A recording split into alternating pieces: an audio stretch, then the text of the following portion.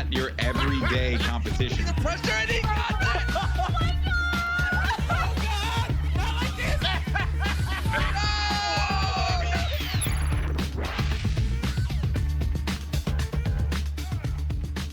Twitch, welcome back for another day of Survival Cup 3. It is our second day where we get to see who will battle their way through all of our mini games, all of the challenges, the drama, the emotional awareness, and of course, the fast reflexes, JoJo, that will be needed to win this game and be claimed this Survival Cup 3 champion and earn $100,000.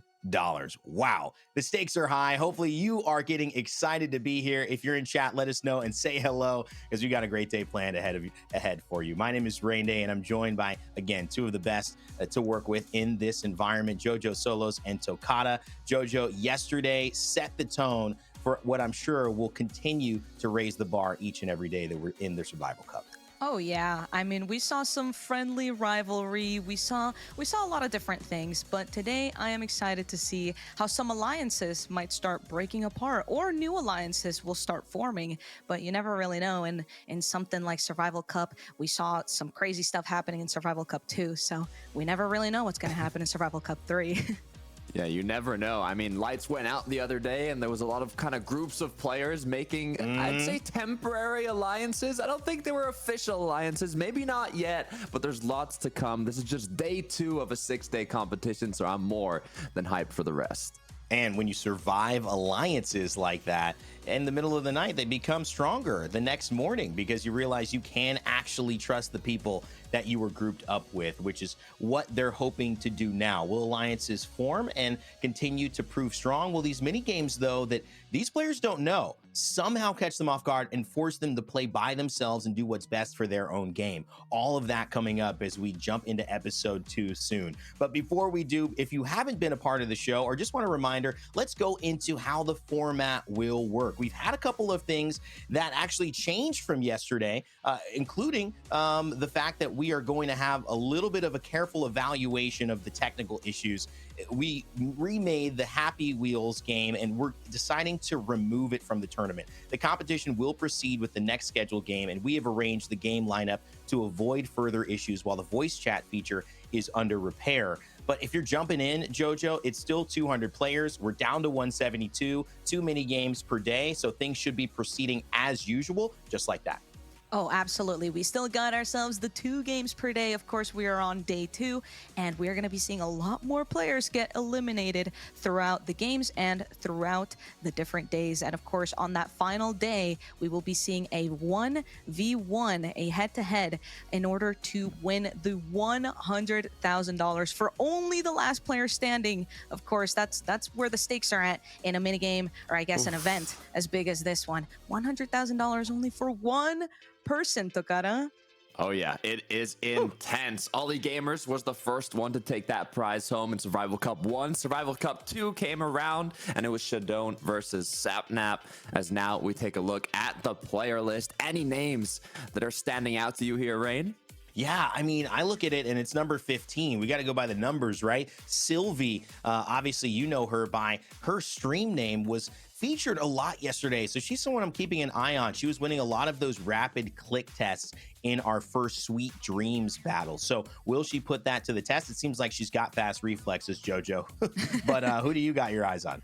I mean, I'm always eyeballing a lot of the people that I personally know. Of course, we have some wonderful people from different communities here, but Ollie Gamers, as most mentioned, Survival Cup 1 winner, is someone that I'm looking forward to see. Hopefully make it at least to day 5. I would be kind of sad if he didn't make it as far, but even on this slide, I see Kontorstein, Ibai, of course, a ginormous streamer who is still in the competition. So congrats for making it in day 1.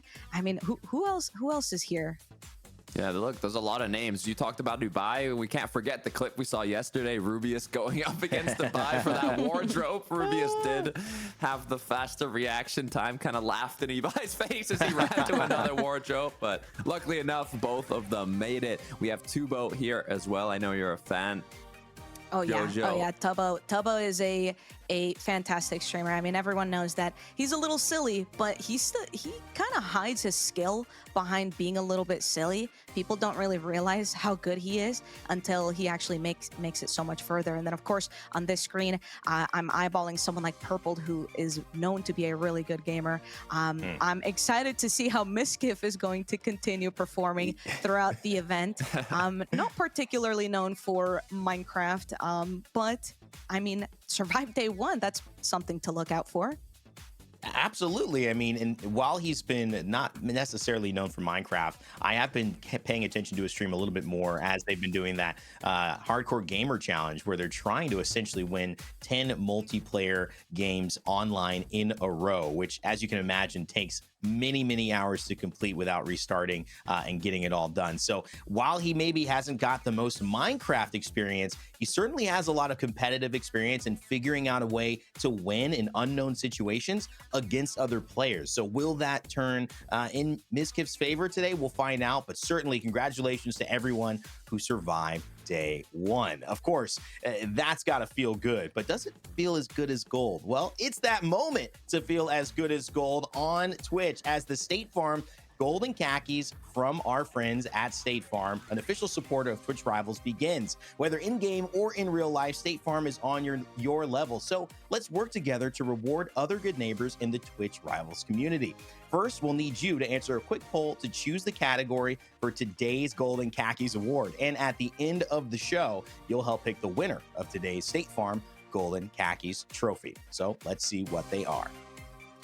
Coming up first, for our category, which you can vote on right now, it's the Most Fearless Neighbor Award. That's awarded to the neighbor who took the boldest actions and faced danger head on. Someone who might have taken some risks in today's game. So keep an eye out for that. There's also the Most Resilient Neighbor, awarded to the neighbor who persevered the longest in challenging situations. Maybe if there's something that feels like, it's hard to stay focused, but they made it to the end, could be something to vote on. Now, there's also a fan favorite, I assume, the Most Humorous Neighbor, awarded to the neighbor who had the funniest or lighthearted response to being eliminated. And there's also the Most Composed Neighbor, awarded to the neighbor who had the most calm and graceful elimination possible. Now, you can vote in the chat.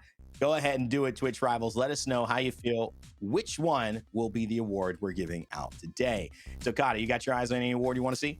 Hey, I'm looking at Fearless. Look, in a lot of these game modes, you have to be fearless if you want to make it to the next steps. But I mean, there's a lot of good options. Jojo, is there anyone you were looking at? I was definitely eyeballing the humorous one. All right. I like to get a good chuckle out of anything. If it's someone getting eliminated or doing something absolutely incredible, I just want to laugh. And I feel like, I mean, you mentioned it, Rain. I think it's going to be a fan favorite. Hopefully everyone's alongside with me. But that's where I'm leaning. Yeah, I mean, I like both of those. I think the Most Composed Neighbor, though, stands out to me because, you know, the way that we saw JH De La Cruz get eliminated in round one yesterday, it's got to be tough being the first person eliminated in a 200 battle royale, but it happens to everyone. And so it's not a matter of if things happen to you, it's how you handle them when they do. And he was composed, he was calm, he was graceful. You might even say elegant, though. You know, you don't have to throw that word in there, but I would love to see what chat has to say about it because the results are ready. Chat, what is our Golden Khakis category for today? The Most Fearless Neighbor. Ooh. Oh, wow. Awarded to the neighbor who took the boldest actions and faced danger head on. So, oh boy, does this mean that we might see some striking decisions coming, Jojo, that, you know, maybe wouldn't have happened if someone knows this award is up for grabs? I mean, that's definitely going to be the result. That's what I'm assuming. But I'm a little upset that Most Humorous didn't win.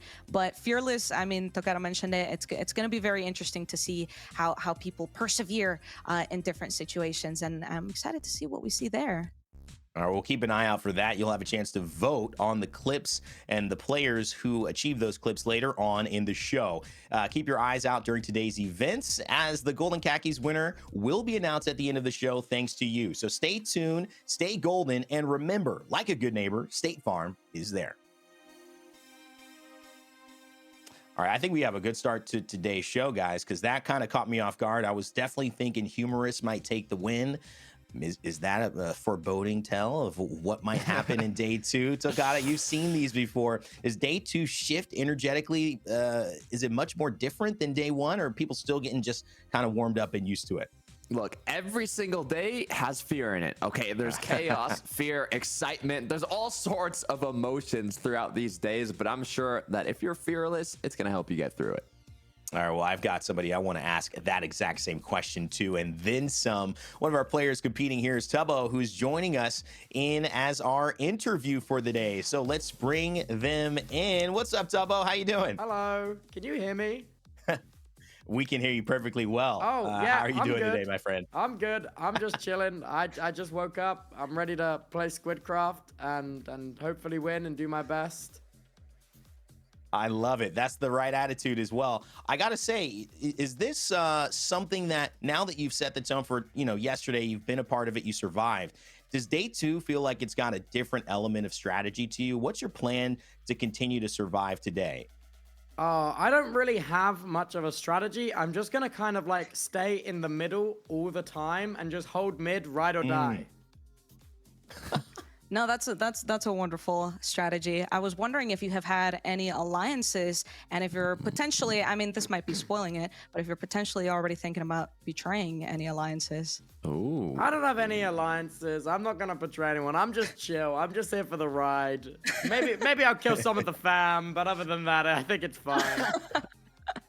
Okay, look, you said you have no alliances, but do you have any enemies? Is there anyone you kind of want to maybe focus so you don't? Yep, they're all enemies to me. They're all enemies to me. They're all one domino between me and $100,000. So I guess they're all enemies. So, Tubbo, what you're saying is if you go and try to make an alliance with someone, they should be looking over their shoulder, right? No, because I'm not gonna hurt them. I'm just like, hey, but inevitably you will have to die. I'm not gonna hurt you. You're just gonna have to die one day.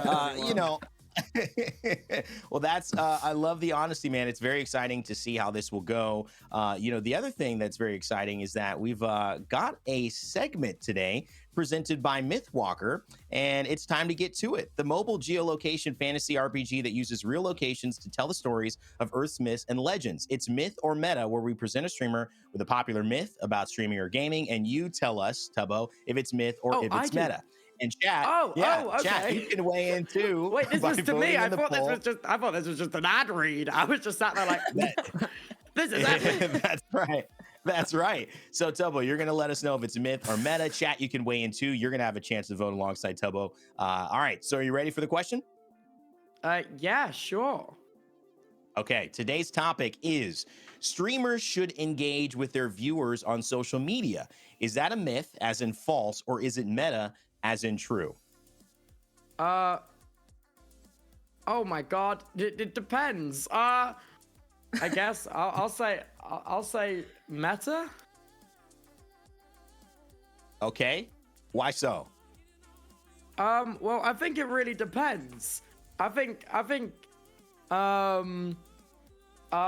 really depends what kind of content you make. If you're more putting on a show, then like I guess you could just focus on your show. But if you're more about interacting with the people that watch you, then I guess go chat to them. Why not? Oh, it's very, very appropriate. Thinking about the show, we were talking about this earlier, Jojo. The shows didn't come up where, we kind of assumed this might have been something that's just more streamer to fan interaction. But yeah, if you put on a variety show, sure. Yeah, no, well, like, that's for fair. example, like you guys, TwitchRivals. Do you guys interact with like members of the chat while it's going on? Like, you're doing the show. I mean, I read the chat, so I mean, I guess some of us do, but I've also been told not to read the chat, so it's kind of fair. I feel like it's kind of 50-50, especially during a show like this. Oh, okay. I think that you brought up some good points, though, as well. That was actually a very nice conversation about this because, yes, we don't always do it, but we always want to know that we're thinking about you and including you, especially our TwitchRivals chat right now, Tubbo's chat as well. Tubbo, thanks so much for letting us know, man. Good luck today in Survival Cup 3, Day 2. Hopefully we see you back for Day 3. Thanks. I'll do my best. I probably won't make it, but I'm here for it. All right, my friend. Thank you so much, and great talking to you. Thanks to Tubbo for playing along with Myth or Meta, presented by Mythwalker, with a cast of magical characters, deep quests, combat, and progression systems, and the chance to really party with co-op mode. Mythwalker is the global RPG for everyone. Discover more and sign up for closed beta at mythwalker.com. Before we move on, let's see what chat had to say about today's topic.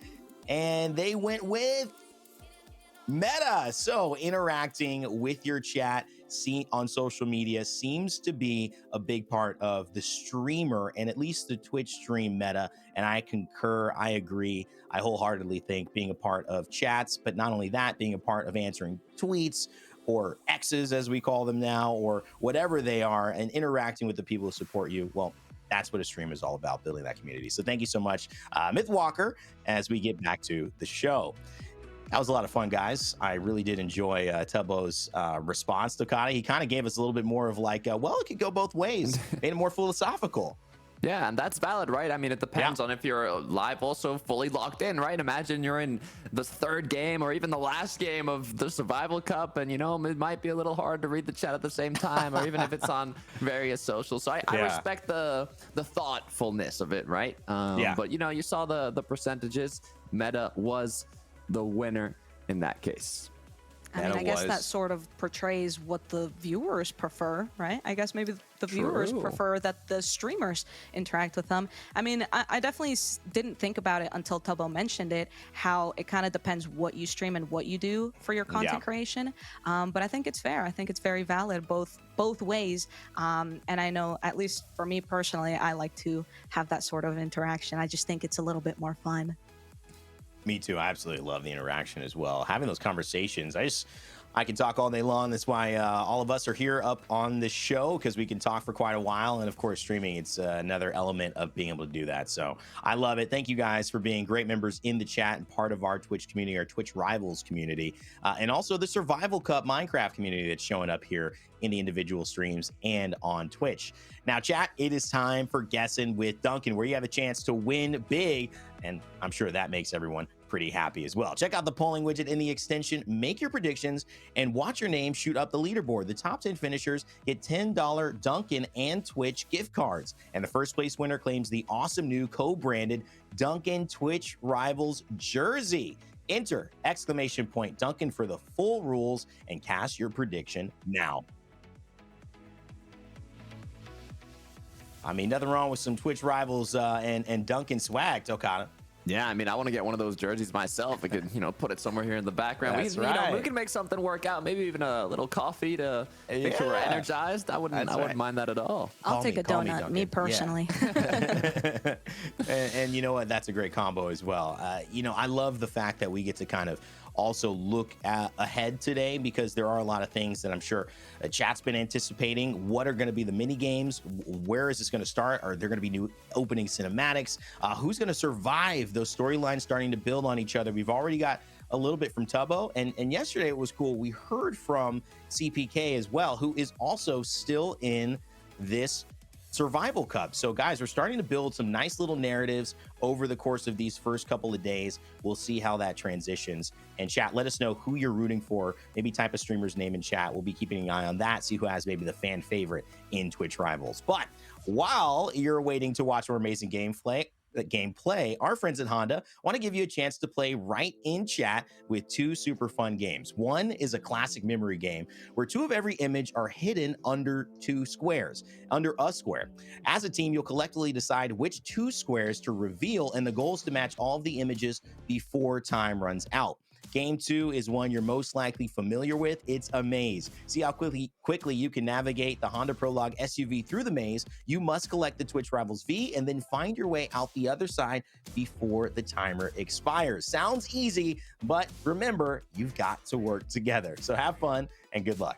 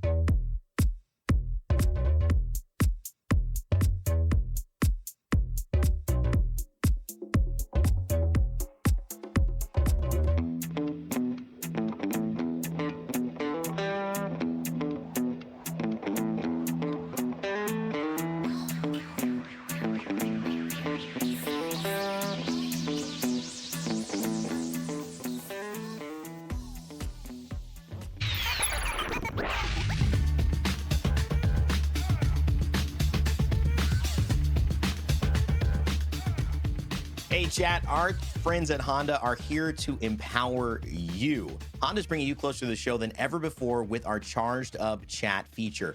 The best creative commentary from chat and social media will be featured on the show. So join the conversation in chat, send us your best memes or fire one-liners on social media. Find us at TwitchRivals or use the hashtag ChargedUpChat, and you might see your comments featured live on our broadcast. Plus, Honda has made an awesome exclusive follow remote that you can use by following /TwitchRivals and typing TWR Honda to let it fly. So hit that follow and get going. Honda offers a full line of clean, safe, fun, and connected vehicles. Their all-new, fully electric 2024 Prologue SUV features a timeless exterior, a tech-rich cabin, and generous passenger and cargo space. The Prologue is the perfect vehicle for weekend getaways and everyday drives.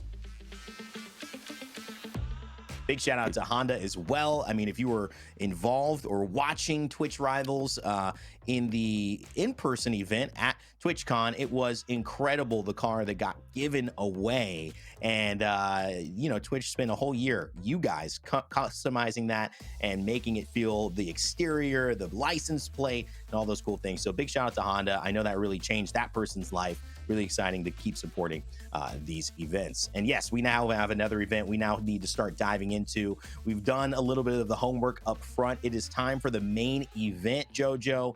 We begin Survival Cup Day 3. And I want to start off with you, clean slate, Day 2. I want to start off with you, clean slate, expectations for today. What are you thinking that we're going to see? Set the tone for the audience at home, what to expect after Day 1 is here. We've already seen some people go home, and now Day 2 begins. Yeah, I think things are going to start getting a little bit more intense. I think people are going to start realizing, oh, this isn't just a game anymore. Now this is real. Like, we're starting to lock in. Of course, we don't really know what the mini games are going to be that we are going to be seeing today, but you can make some sort of assumptions, right? Even I did a little bit of studying of what it was that happened back in Survival Cup 2, even though I watched it the entire way through. And even then, like, I was still kind of forgetting things because this happened last year, back in February.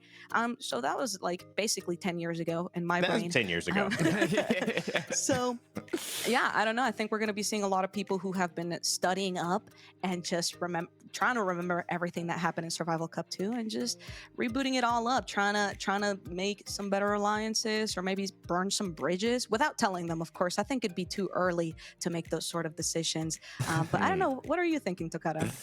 Yeah, I mean, it is only Day 2, so burning bridges this early on would probably not be the best idea. In terms of my opinions, I mean, if you looked at the lobby, the bedroom, right, at the start of Day 1, everybody was nice. They were chatting, they were having fun. And then JH de la Cruz gets bitten by this giant monster, and the vibes are completely different. Once the games start, once that settles in, it's completely different emotions. And I believe now, just like JoJo was saying, the players are going to be locked in. They are ready to compete today. I think the vibes are going to be nice and fun, right? It's going to be, you know, funny, humorous, but also a little serious, right? They're going to be a little bit more focused this time around.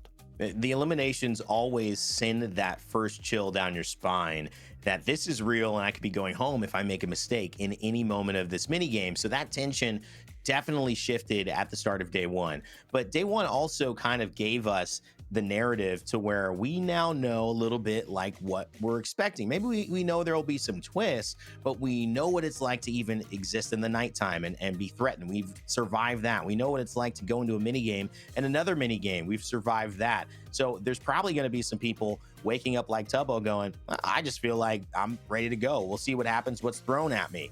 But there's also some people who have taken those hints and found a way to maybe get a little bit of information like you were trying to do, JoJo.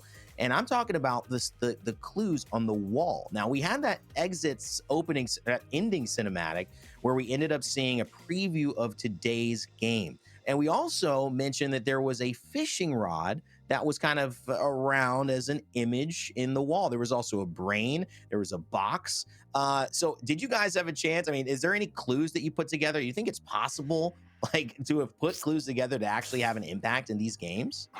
Maybe. I don't think I'm smart enough to be able to connect I mean, the you have to be dots. so big brain to do that, right? Like we got this giant, almost cracking looking monster, right, in the ending cinematic, and then you said there was a fishing icon, so Yeah. I don't know what fishing and big kraken monsters have to do together, but maybe we got something cooking, something boiling in that area.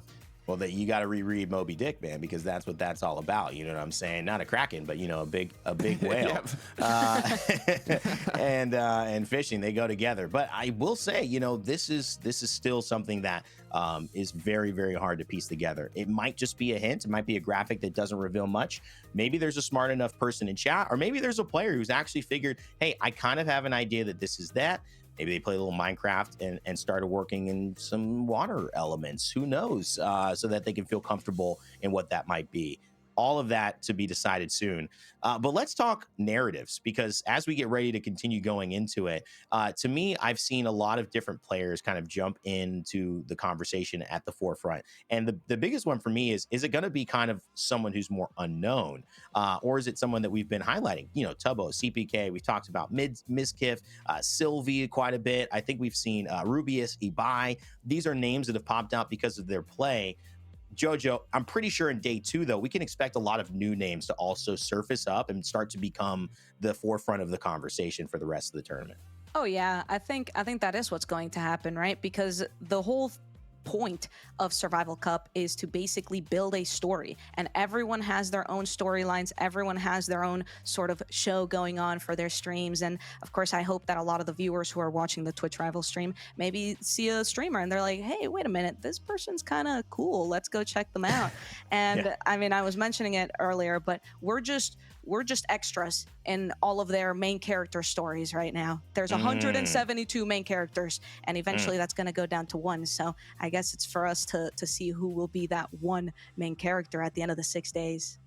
Yeah, and what's even best about this event is you can maybe find one of these new main characters that are from a completely different region, right? That are speaking a different language, but you still get along with them. You like their community, you like their vibe, so you can go join them and kind of see from their perspective how the rest of this event is going. You said it yourself, Jojo, yesterday in the previous Survival Cups, there's been a lot of English and Spanish speaking creators that have kind of gotten together now and played throughout the years, so it's cool to see how those friendships have formed. Yeah, I mean, looking at the communities that are on display right now, there's a lot of good laughs. There's a lot of really incredible vibes. And I feel like that's one of the things that, in my experience in my life, Latin American community, Spanish community has always excelled at. I've spent time in Brazil for a few weeks. I've spent time in Chile for a month, traveled to Argentina, spent a lot of time in Mexico, a lot of different things in my life because of playing soccer. And one of the greatest things is that energy, it's like family the second that you get there. And that to me resonates with a lot of the streams that are put on display in this environment that, many people might be more familiar with Mizkif, but now you're getting a chance to see something that's a little bit different and realizing, wow, this is a vibe that I want to spend my time in on Twitch. So again, a huge shout out to the collection of streamers that we have put together in this one from a production side and behind the scenes, because it really does feel like a family affair, Jojo. And that's what we're going for, even though, there's $100,000 on the line at the end of it. Yeah, no, I think it's funny how we've only interviewed 2 people so far. We interviewed CPK and Tubbo, and even though they're both from the same region, well, yeah, they're both British. They're completely different people. CPK came in saying, yeah, we've got an alliance, I'm prepared, we've studied up, and Tubbo's like, I'm chilling. I'm just here for a good time. That's right. If betrayal happens, it happens, but I'm not really thinking about it. So I think that just sort of entails kind of this entire competition, that there's going to be different vibes, there's going to be different strategies, and then there's people who are just here for a good time, and that's what we're here to watch. What might get a little twisted is if we see this really good vibe stream, Takata, with everyone laughing, and suddenly they do this incredibly dramatic backstab to take out an alliance member, and then they win our Golden Khakis award for the most fearless move. I mean, I love because we're going in there, and this is what that game's about. You hear the classical music, but you're in this room with these guards, and you're like, wait, this doesn't match the environment. This is putting me off. something spooky about this. Something's unsettling, Yeah. right? I mean, if you think of previous survival cups, right? Ollie Gamers, Luzu, there was a betrayal that happened there. All these survival cups have betrayals, so you kind of never really know who you can trust, even if they're friends. I mean, Tubbo was saying it himself. He can have friends, but at the end of the day, there's only one winner, so they're gonna have to get eliminated eventually.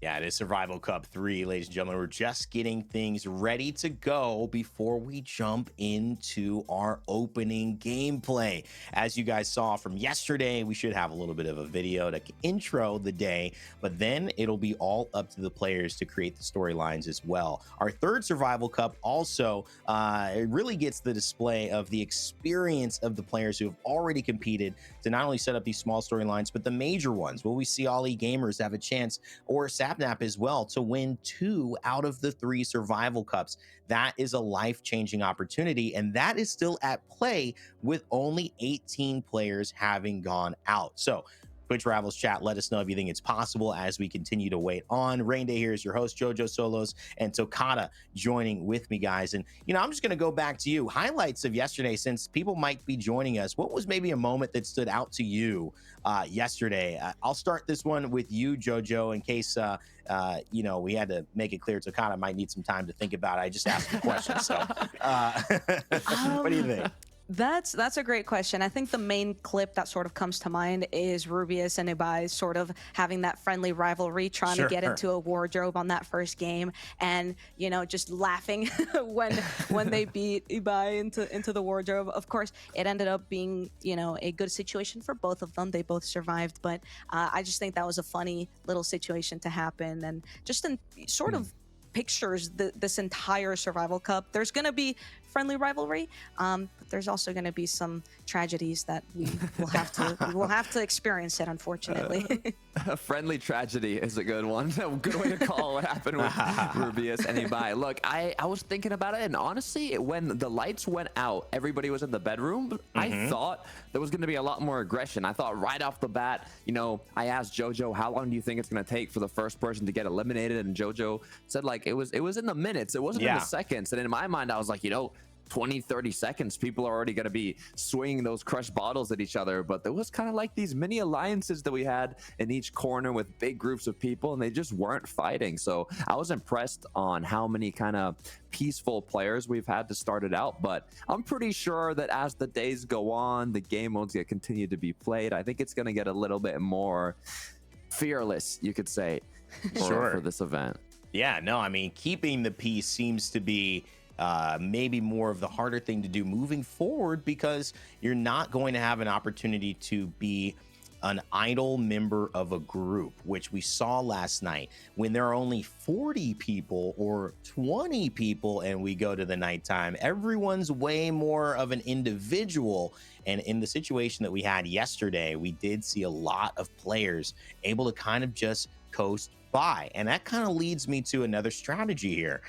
We all have been familiar with Survivor type TV shows, Survivor type, miniseries, Survivor type games and tournaments. And there's always different ways to play it and approach it. And one of the things I notice is there are archetypes of who makes it to the final. There's a first archetype who can sometimes make it, but it's a harder and more aggressive route, who is the one who's always out in front. They're the one that is kind of taking the most attention, JoJo. They're always there. Maybe they're winning a lot of the mini games. They look like a big threat. And so that can be a double-edged sword, because if you go that route, you might be so successful that you win every mini game. But if you win 3 and you miss the 4th, some person might go, well, we got to take him out now because he's so good. We can't risk him getting back in for the 5th. That's the scary part, in my opinion, that since we don't know what the minigames are, it's hard to know whether being out up front is better or worse, because there is the best case scenario of you're out up front and everyone is scared of you. No one wants to mess with you. No one wants to get near you, because why would they, right? But depending on what the minigames will be, there might be a minigame that puts you up in a position where everyone can just point fingers at you and say, we want this guy out. Like, we don't know what the minigames are just yet, but I mean, it could happen. That would be a bit terrifying. And even looking at previous survival cups, there's been a lot of players that have kind of excelled in these events. So now they're participating in them once again, and they have that kind of mini target on their back. The just question is, in these game modes, how much of a threat will that target actually be? How much of an opportunity will these players have to kind of focus those threats and targets? And even then, I don't think it will happen until there's less players. We still have 172 players up, alive, and ready to go today. So as the days go on, that number is going to be decreasing, and once I think maybe like 30, 40, even 20 players, that's when those targets are going to start shining a lot brighter. You know, there's really good analysis, guys, on that, and I do really want to keep an eye out for who might be in that category. I also think there's another category of someone continuing on this conversation while we have some time. Players still getting in, so appreciate you guys kind of hanging with us in chat. Let us know who you think might fill that first category of player. Is it Ibai? Maybe Rubius? Rubius looked like he was kind of acting that way, taking a little bit of the forefront of those and just really making that game his own. But there's always a player who kind of sneaks by, kind of likes to play it, you know, low. They don't really want to be on anybody's radar. And as a result of that, the players playing aggressive get a lot of attention, and they can kind of slip by and still be these threats, casually performing, yet still very focused on, I want to make it to the end without getting a lot of attention. I mean, I don't know if someone stood out to you like that, or if, from seeing Ollie Gamers or Sapnap guys, if they fill that category, but that's another way to go, Jojo, and it's one that I'm sure we'll see a few players over these course of the days kind of start to implement as they try to stay out of harm's way just to stay in the game. Absolutely. I think Tubbo seems to be one of those people, just from the way that he was talking about it earlier and his sort of strategy. But I do think it is a double-edged sword, because even yesterday we saw Fit MC die or getting eliminated during the lights out portion of yesterday's event, because he said he got too separated. He didn't really try to stick with a group or try to really do anything. He just kind of was laying low, stood alone, and got eliminated. So I don't know. It is sort of a double-edged sword, because staying in the group and being in the middle is good until you kind of get left out, and then everyone's like, who's this guy? We don't know this guy. Let's just get him out. Yeah, that's true. I mean, it's definitely tough. Look, if you were to ask me this a while ago, I probably and almost definitely would have said Ollie Gamers, because he's very experienced in Minecraft, but he wasn't as active. But I mean, after winning the first survival cup, now his name instantly goes way up there on that target leaderboard, so he's no longer one of those kind of silent underdogs. But if you asked me now, I'd probably say maybe Countersteen, who he's experienced in Minecraft. He gets how all these game modes work. He's played in a lot of these Minecraft events before, and I haven't seen him be very outgoing necessarily, trying to like put a target on his back in these initial 2 days. So I think if he can continue to kind of lay low and just get through these levels, these game modes, these days one by one, we could potentially see him make it pretty far.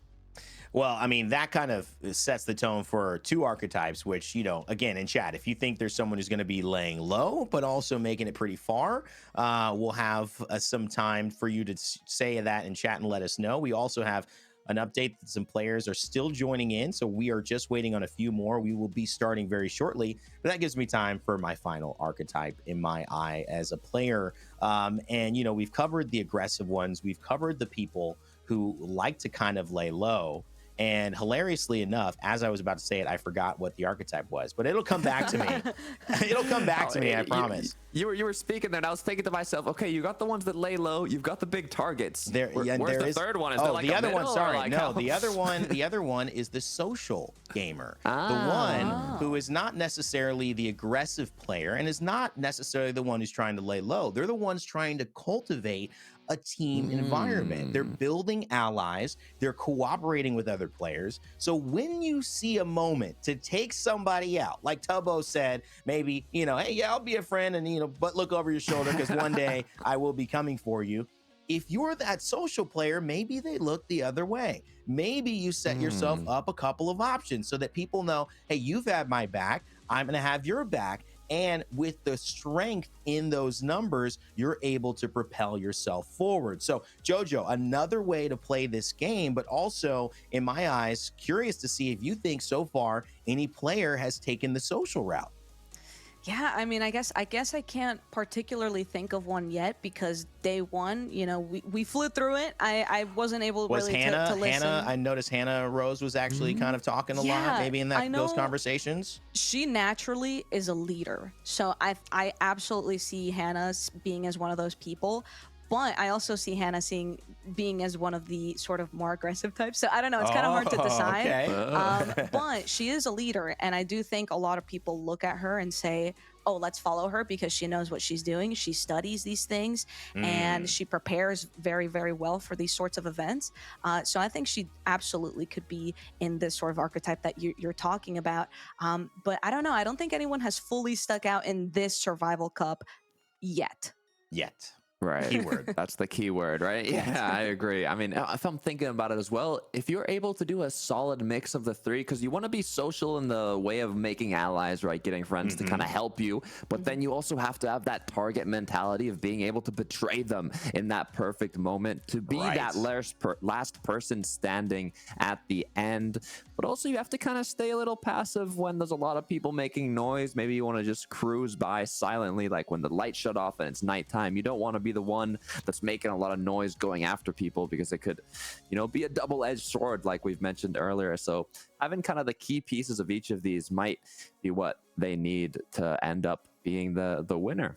And I think you both put this to the test perfectly in the way that you describe it. Takata, you can't just have one element at play, because you're going to need the other elements when that element isn't available, whether it be a mini game or whether it be the nighttime, where your social game is completely out of there because you can't talk to anyone and you can't see anyone. So all those alliances that you just built have really no big impact on you, because now you've got to figure out a way to either outplay or be in a situation where, you know, obviously you could survive that evening with a good strategy. But great kind of tee up conversation for what's going on in the Survival Cup. Obviously, we are still waiting, so we appreciate your patience. We're talking up here, but we're only talking to get ready for those players to jump into games. So trust me, that will be showing up very, very soon, and we'll have you guys ready for that. But as the Survival Cup 3 continues, it gives us some time to set the scene for day 2, day 3, day 4, day 5, and day 6. And obviously, getting ready for that 1v1 matchup where you will have to work on your PvP.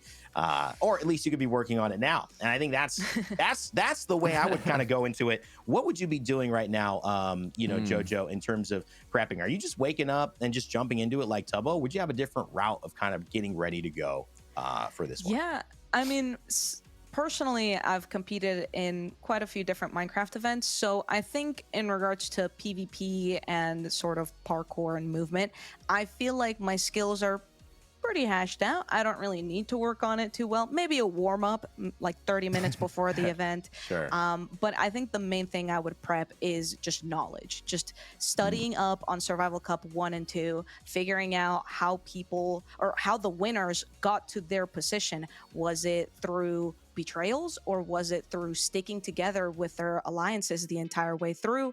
I mean, I think it comes down to a lot of studying. Of course, Survival Cup 3 is going to feature different minigames and different people, but the scenario is still somewhat similar, right?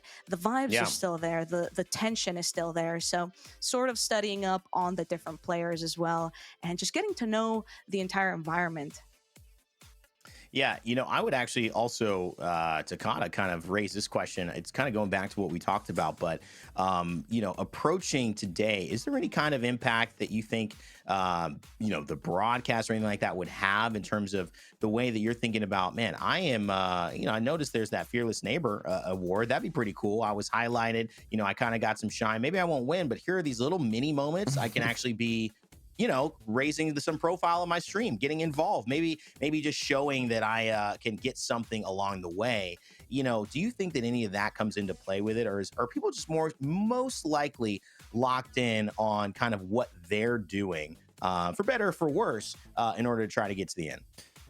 Look, there's a lot of things to keep in mind, right, when you're going into these events, and there's a lot of things you can have in mind leading up to it. But the issue is, once you get into them, once these game modes begin, it can be difficult to apply these things that you might have practiced before, right? Like sometimes, you know, if you think you're alone, nobody's watching, you're just in your zone practicing. Sometimes whatever it may be, whether it be a strategy in Minecraft, some sort of technique, you can get it 90% of the time. But now you're in the last 1 versus 1, right? It's like the PvP scenario we saw in Survival Cup 2. Maybe some of those things you got 90% of the time, you might not get even 20% of the time, because you have pressure, you have stress, you have all these people watching you. So in terms of that, even the fearless aspect to it, you might think that a lot of these players might want to do something like that to get one of these awards or something. But once you're in the moment, it's hard to think of all of these options and kind of actually conclude on one. So I think they're more just going to react in the moment. They don't know what game modes they're playing today. They're going to learn minutes before they actually play them.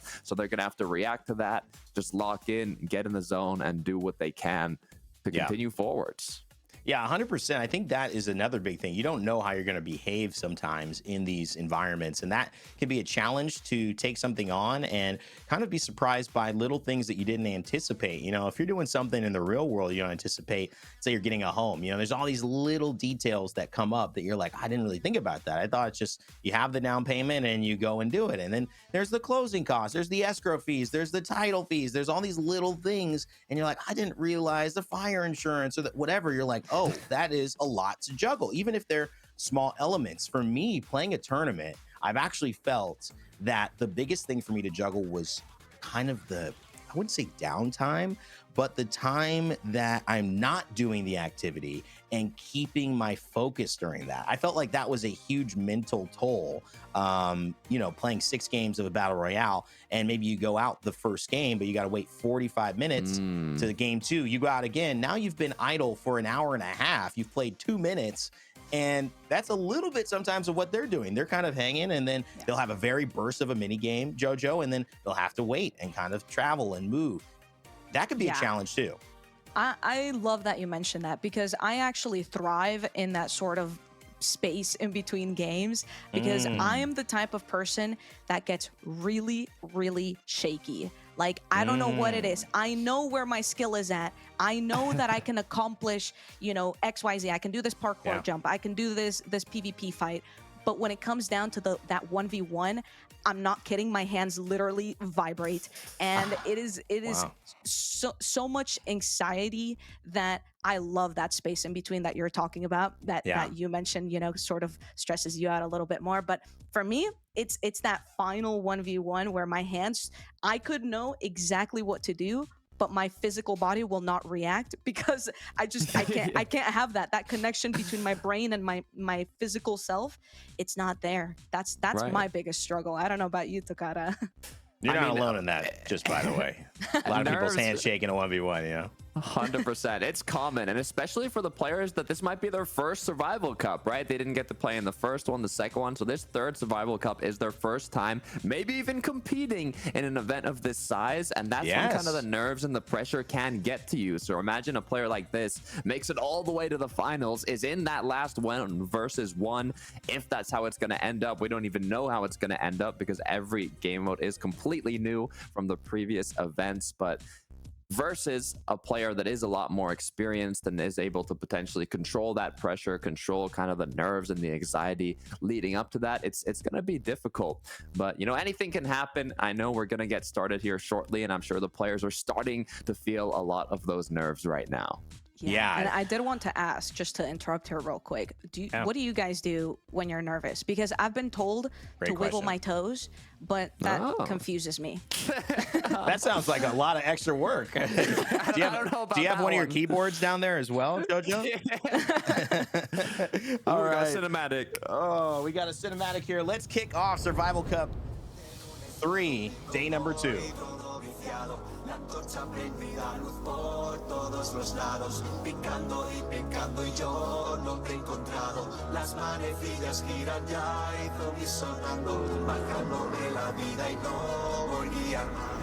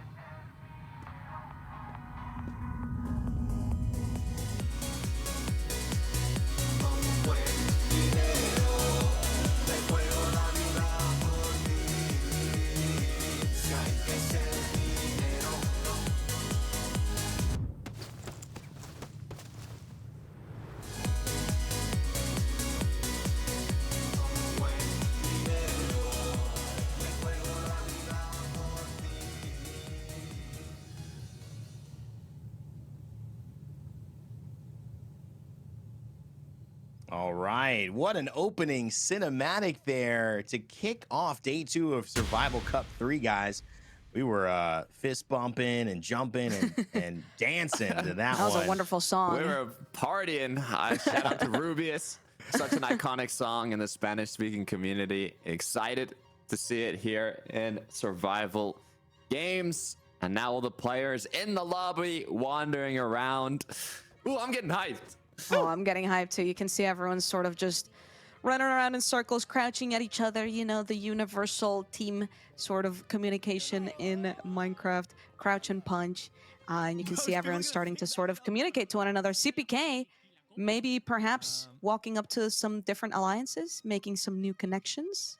Ooh, imagine if CPK has like this mega mind giga brain strategy, right? Where he like has his original alliance he came in with, and now he's making more alliances that he can later betray with his original alliance. Maybe I'm going a little overboard here, but I'm just saying, you know, there's a lot of potential here with things you could be doing. That's crazy. We're trying to call out the plot before it even happens. Must have been the wind. Lovely to see CPK as well. The first player we interviewed to start things off We can actually talk. seems to be having a lot of fun. Him having a conversation with Hannah XX Rose and Purpled is absolutely huge. Yeah. Look of at this course. little circle here with Tubbo, Filza, Ooh. a few others that, I don't know, do you guys recognize these players? Mm, I've I mean, I not. recognize them at the back. I see Aldo Hero and Mariana, but this is not in the close group. Hey, Pierre, Oh, I see Etoiles. Rubius. Rubius over there. Tubbo again getting interviewed earlier today. What's he got in store? Talking to some friends here. Would be friends. Potential friends. Potential friends. Potential enemies as well. Potential allies. Fool is just eating, you know? Keeping Smart, it chill, good keeping way. it cool. You know, you were talking about kind of like post-event, post-tournament strategies to keep the nerves down. Jojo wiggles her toes and, you know, Foolish maybe just has a meal. It could work out. I myself, I like kind of doing a deep breath, just a very inhale, Yep. exhale, just one time, long inhale, long exhale. And normally calms you down a little bit. It's funny you mentioned that. I actually found that I was doing that in a couple of ranked games a few years ago. I made a video on how I try to figure out to change, and I just looked back at myself and was like, I'm not breathing at all. I realized I'm not breathing at all in these 1v1s. That is a good thing to do. So like a deep breath is a great note. I love that. I'm gonna play here. Talking to some allies, Vicky as well. Talking to the chat. We talked about it. Interacting with your chat. It did end Very up important. as meta, crucial for the solid Servias community. and Nuvia here as well. Nia as well. Seems like maybe this is a little bit of an alliance forming Yeah. with Vicky and the rest. Relating about on their their matching. Minecraft skins. They both got They the do look roses, huh? similar. I love when people like bond over Minecraft skins. I just think because it's like such a silly thing. If you think about Yeah. it, Minecraft skins are literally like 16 by 16 pixels. And the fact that you can make so much with that is so funny to me, and people relate to it. It's a beautiful thing. Really is actually iconic. I mean, if you wear, you know, we have a lot of creators from Europe and England, and if you walk out wearing a Arsenal hat or scarf or a jersey, I mean, you're gonna make friends right away, or you're gonna make a lot of enemies. Depends on where you are. But I make friends with anyone who wears a frog hat. oh, there it is. Okay. Any reason? Do you love frogs? I love frog hats. I wear frog hats. I'm not wearing one today or for the shows, but maybe one day. Maybe one day I'll whip out a frog hat Day just 3, for the could stream. Maybe for the finals or Yeah. yeah, day for the 6, finals. Yeah? Could be the moment, the frog hat moment. Here we have our Survival Cup 2 winner alongside our Survival Cup 1 winner. They're I wonder bonding. what they're Oh, talking about. that's a serious conversation right there. Vicky Palami Yeah. running by, Dear Dia, and the POV. You can see Ollie speaking English now, communicating, kind of saying how well they speak both languages. Here's Counter. I was talking about him earlier. Kind of the silent underdog that might be able to make it far.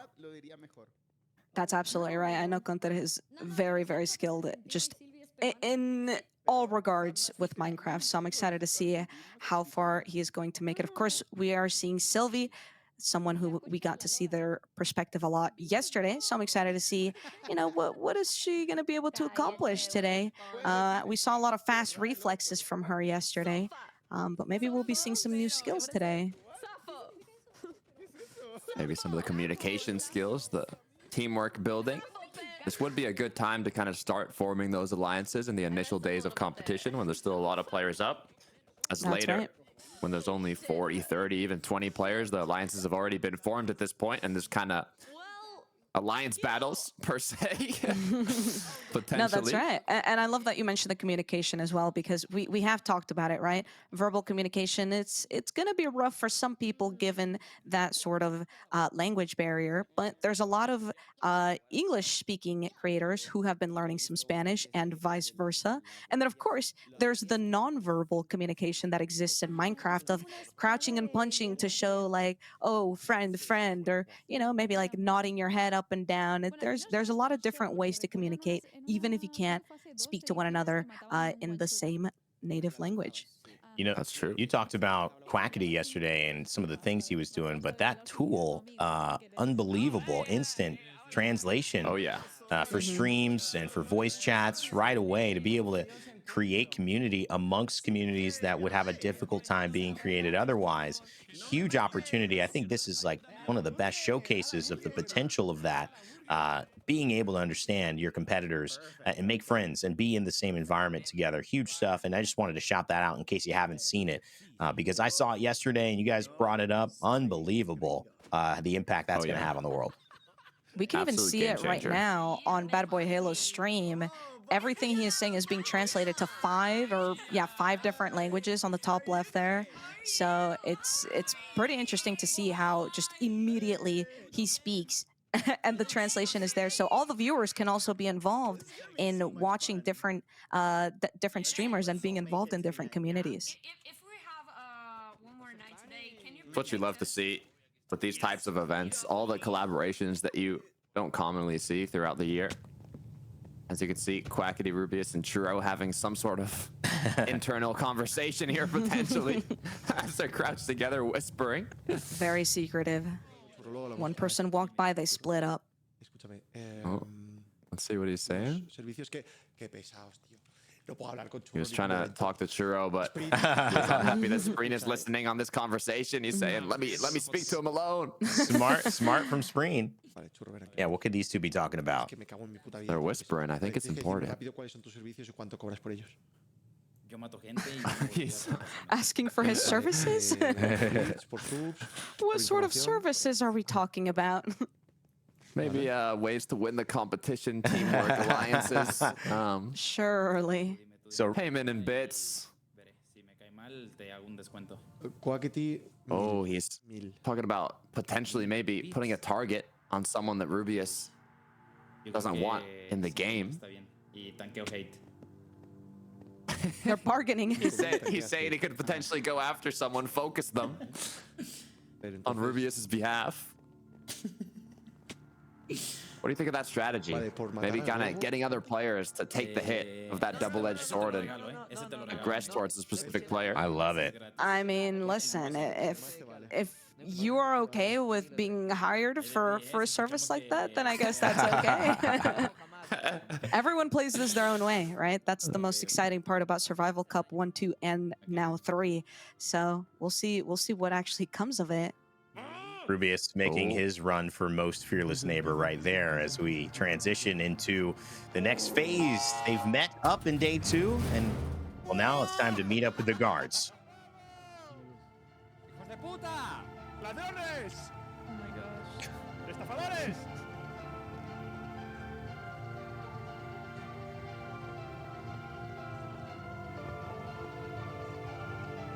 The guards bring news of some sort almost always. So whether it's positive or negative, yet remains to be seen. All the Bit of competitors aggression are from excited. the crowd. Excitement and aggression from the competitors today. Many congratulations. You have all made it through this day. Next, let me announce the prize amount accumulated so far.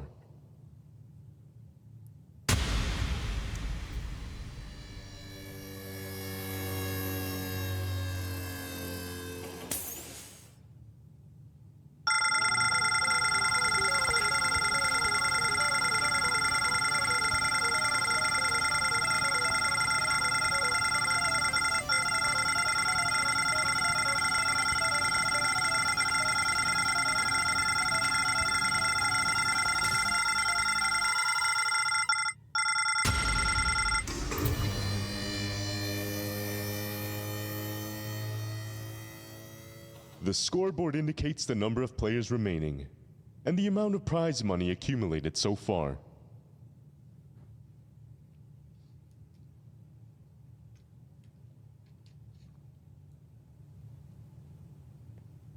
Players reacting to the first prize money being dropped in the iconic piggy bank above their heads, indicating $17,000 and 172 players left.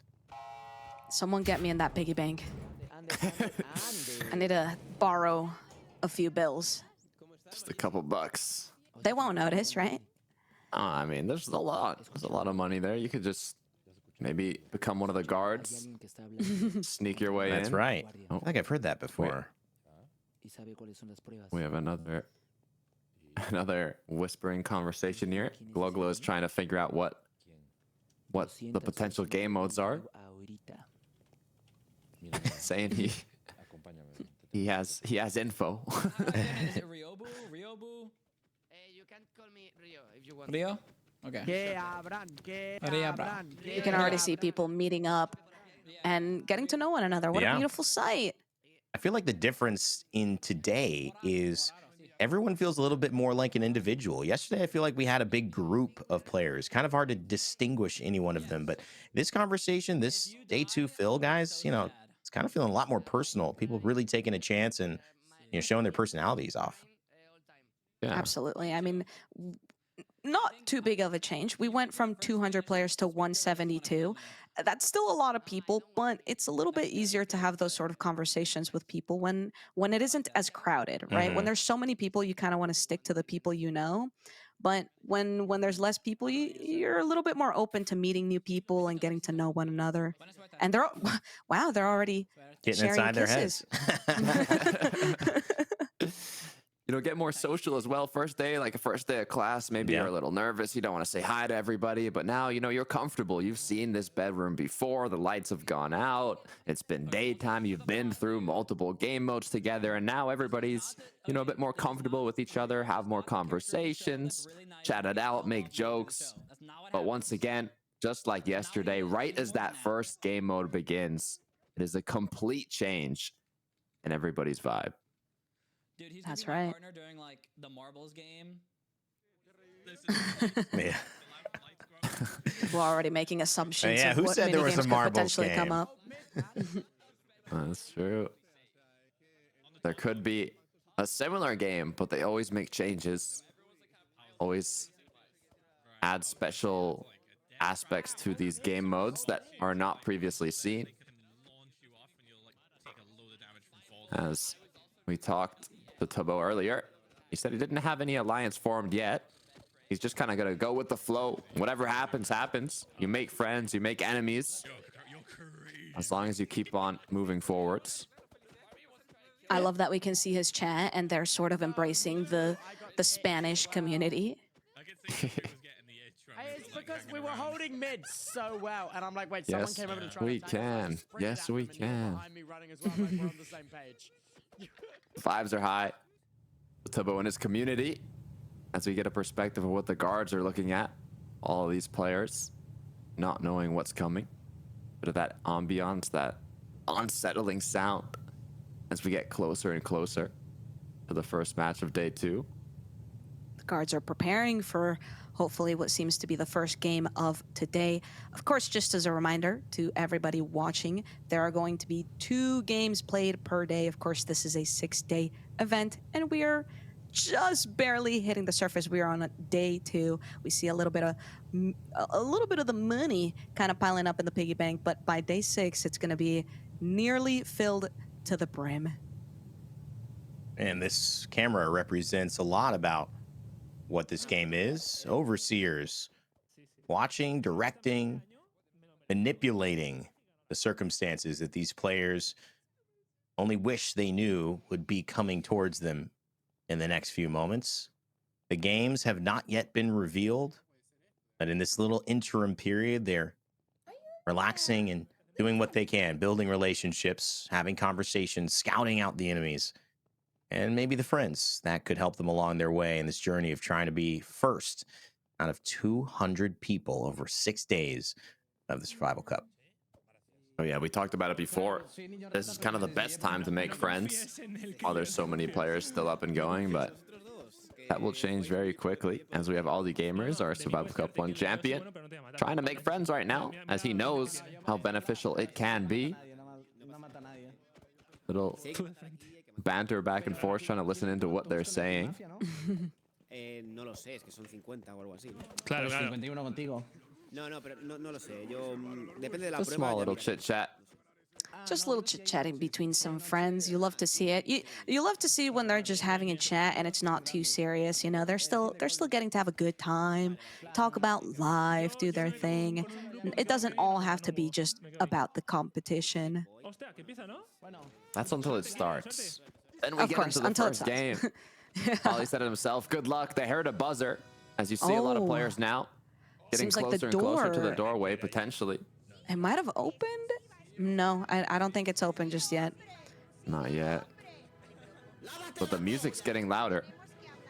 Ibai's sort of keeping his distance. He's like, I'm not going to be the I first don't person trust in. it. Something's unsettling about this classical music when it starts getting a bit loud, a bit more energetic and fast-paced. It's never a good sign. Not in Survival Cup. Not at all. Information is sustenance here. And so far, it looks like it's about to show up. Right now, all the players need to follow instructions and proceed to the doorway. As once again, we have 172 players somehow fitting through that small doorway, all at the same time, as we make way to the third game mode. Here on day 2. Of course. Yep, we're on day 2, episode 2. We see as Hannah XX Rose kind of walks in looking for the right guard to follow. Seems like some people split up and went to a different staircase, but maybe they're just lost. I know I would be. Maybe that's a good strategy. You can just hide here and maybe they won't find you. You know, you could just stay in this maze, all of a sudden pop out day 5. Oh, look, I'm back. I don't think the What guards will happened? be too happy about that. Definitely not. There's some people still on the main floor just now getting in. Maybe they got caught with my strategy I was talking about. Go to the Players, bathroom a little too follow long. the Stay in staff. there. Yeah, see, if I'm told to follow the staff, I will absolutely do it. I do not want to risk getting eliminated for not following instructions. Once again, this is the elevator, which will bring the players to the first game of the day. As this one, I believe the pressure will start settling in little by little.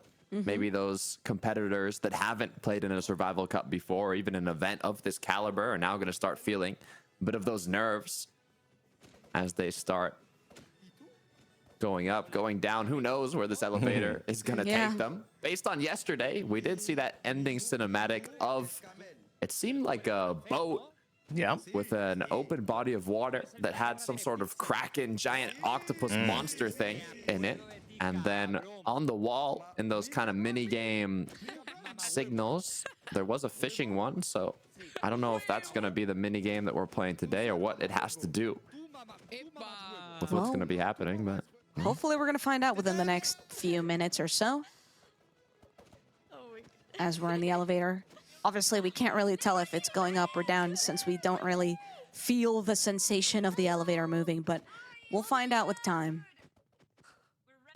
Dina Kitten Showing her perspective, getting a little bit of a gasp. She knows something's happening. And It's a little scary. Suddenly the mood shifts. You can see it, guys, just that fast. It goes from jovial to trepidatious. I mean, listen, I'd be a little nervous too if I'm standing in an elevator with 172 people who are running around and jumping around. Yeah, that many people jumping on an elevator cannot be a good sign. They made it though, it seems. Oh, it's another staircase. All right. And what happens if you fall off this? I mean, do you got to go back in the elevator, or? I think That's you got that. it. Eliminated. That's that eliminated. That would be. This feels like a hard way to get get eliminated. It looks like a pretty big drop. I don't think Yeah. you'll survive that. Imagine at the I'm surprised. every day, the last player to make it got eliminated in this kind of Yeah. route to the mini game. Yeah. That would be crazy. As our Here we group go. Seeing a files little bit out, of yeah. snow. Oh, is that? Seems like Hmm. this doesn't look similar to what we saw yesterday. This is definitely a new area.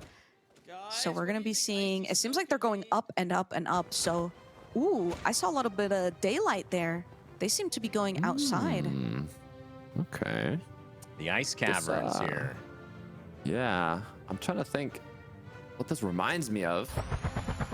Maybe it's okay. We hear some sort of vehicle, potentially a helicopter, if I were to make an assumption. Yeah. There it is. I see it. And this is from the ending cinematic of yesterday. There was a kraken on the edge of this boat, so I don't know if it's still there. That'd Guess be it's gone. Guess they took care of it. yeah, big thing to kind of did figure they? out, right? Hey, is there a kraken Yeah. still on this boat, or? Hey, before Just I let me know, board, yeah. just want to make sure, you know, if Is it it's still there? in the or- water, yeah. maybe, or you're hiding it. It was pretty big. I don't think it fits in one of those containers that are on the boat. Maybe higher heavy is good for this. You can see how some of the more experienced Minecraft players are adjusting their settings. We talked about different camera angles. You can look behind you without actually turning around. You can Yeah. even change your FOV, as you can see, to be able to see more on your screen, your field of view. That's As right. I they mean, look that's down in the water. That's exactly what Purple's doing, you know, staying in this third-person view and sort of trying to get a different angle on what's going on around him. Even changing the FOV could help a little bit. But I will say, changing your FOV sometimes could hurt you because some players are used to sort of what their FOV looks like and feels like. So as long as you're comfortable with it, that's what matters. Well, some Game news. kit. Oh, so everyone's I coming in wonder. to grab a kit. Maybe it's the fishing rod. Maybe that's what we're doing here today. Okay, let's see if we get a closer look here on what's inside of those boxes. Oh, a scuba diving kit. Look at them. They're all dressed up. Okay, so this is a water type game mode, as we could have assumed, but there's a lot of potential things that could happen in the water, especially with the kraken around that we don't know where it's ended up.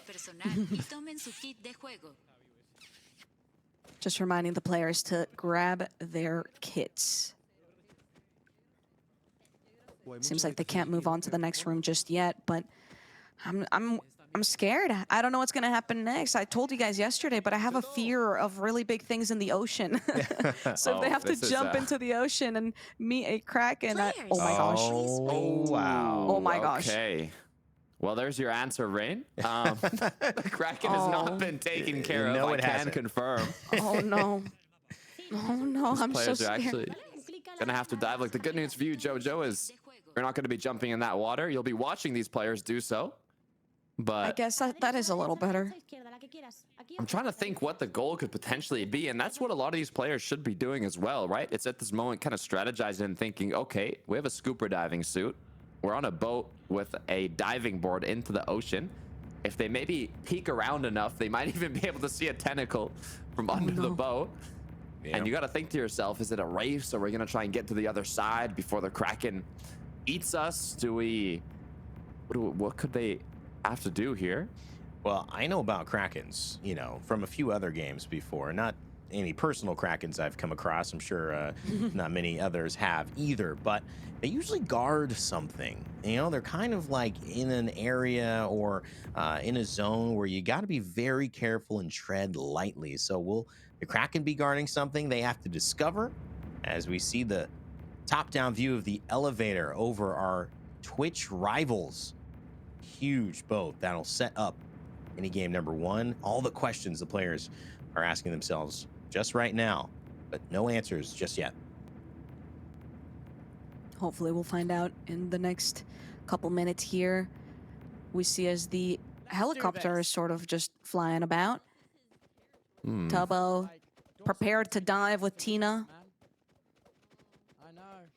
What I do know is that helicopter does not fit 172 players, so Nope. they are going to have to make use of the scuba diving suits, because if not, Have you seen that one movie about the I don't know what they're going to do with the helicopter. Over and over again. I can't remember what it's called, but there's this movie where there's these whales stuck in a borehole in the Arctic, and the going in and out of the icy water wears down. You know, it wears them down. It's just like that, but with SMPs and Foolish. Some theories Sorry, this being is a very crafted long based on explanation. movies.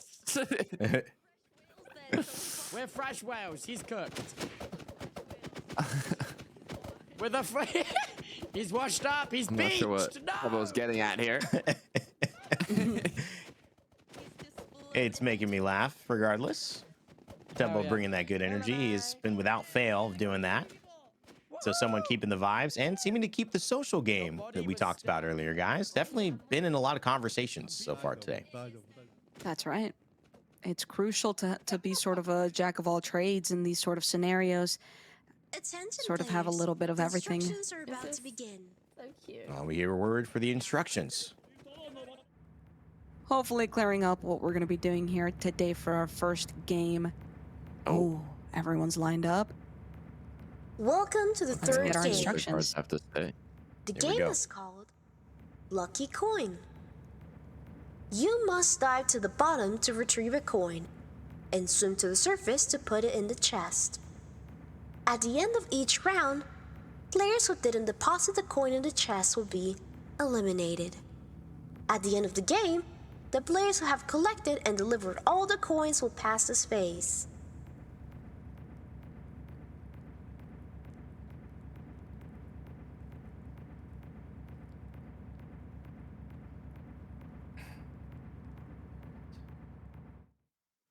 All right.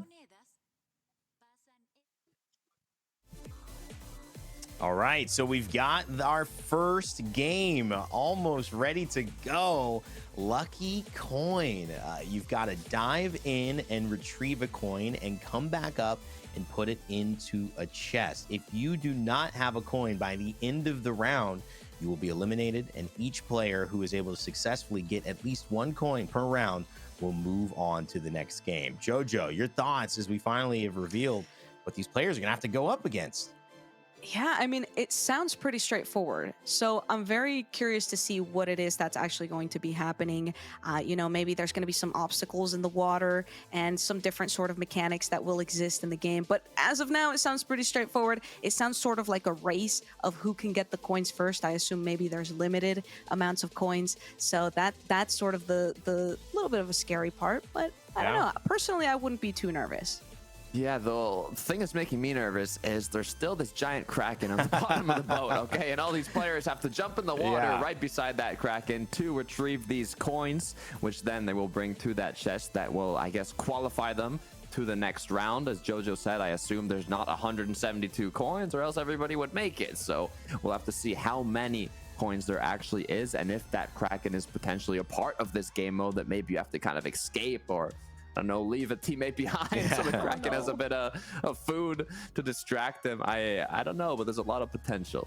Yeah, I mean, that Kraken is under that boat and, it looks like could play a role, but could not play a role. We don't have all the official rules yet, but we do have the overview of the rules from a cinematic perspective. So if you've tuned in yesterday, you realize that when we get the official rules, they go over every single player's POV and they add kind of those specific layers of how to use your mouse, whether right clicking or left clicking picks up a coin, and also some of the details that may not have been mentioned, like, well, let's talk about Happy Wheels yesterday.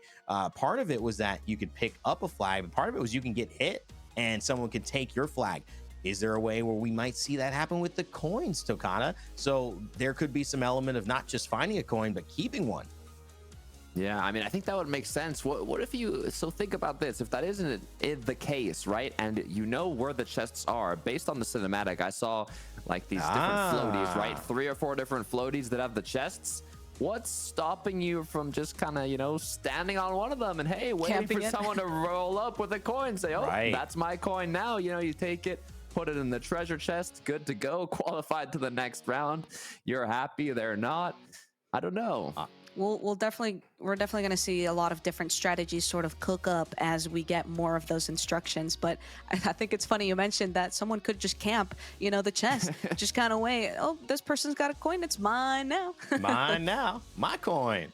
Certainly, I mean, it's not something to think that it couldn't happen. This is also where you look at an alliance, right? All right, well, what if everyone is doing the camping that's on a 4-person alliance, and this side we're going to take one of these buoys and we're going to stand on it, all 4 of us, so that basically we'll have a kind of you know, anyone who comes up here. Now that might deter other people from going that way, but there are some group ideas that you could start trying to throw out. A lot of risk and reward to trying to implement any of those strategies, though, because what is most obvious, most plain and simple, is you go do the diving and you go grab the coin. But for the people who are desperate, Jojo, let's say you don't have a coin. I mean, you probably are going to start looking at, well, I need to get one. And if I don't have one from diving, I'm going to have to get one some other place.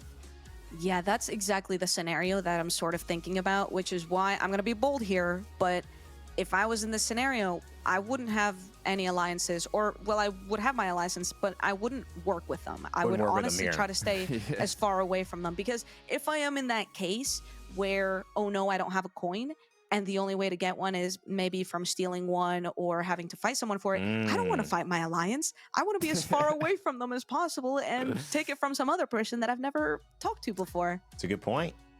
That's fair. That's fair. I mean, that's a valid strategy. I'm thinking, though, in terms of kind of stealing coins and doing this, the issue is, and a lot of these just Minecraft game modes in general, you can replay them as many times as you want. You know, you play a game mode, then you play again, and you kind of strategize as time goes on. But the issue with these game modes in the Survival Cup for the players is they get one shot, they get one opportunity, and if they don't pass, they're eliminated. That's it. You don't get another try to try and, you know, form a strategy or do it better than you previously did. So it's kind of hard to choose what's the best idea going into these game modes. Is it to kind of take the passive route? Is it to just sit on a treasure chest and try and take a coin, if you can even do that? So we'll have to see what choices these players make. Are they going to take the fearless choice that could have a big reward if it pays off, but also cause you to get eliminated if it doesn't? Or are they going to take the more safe and secure route? Yeah, this is Personally, go ahead, Jojo. Sorry.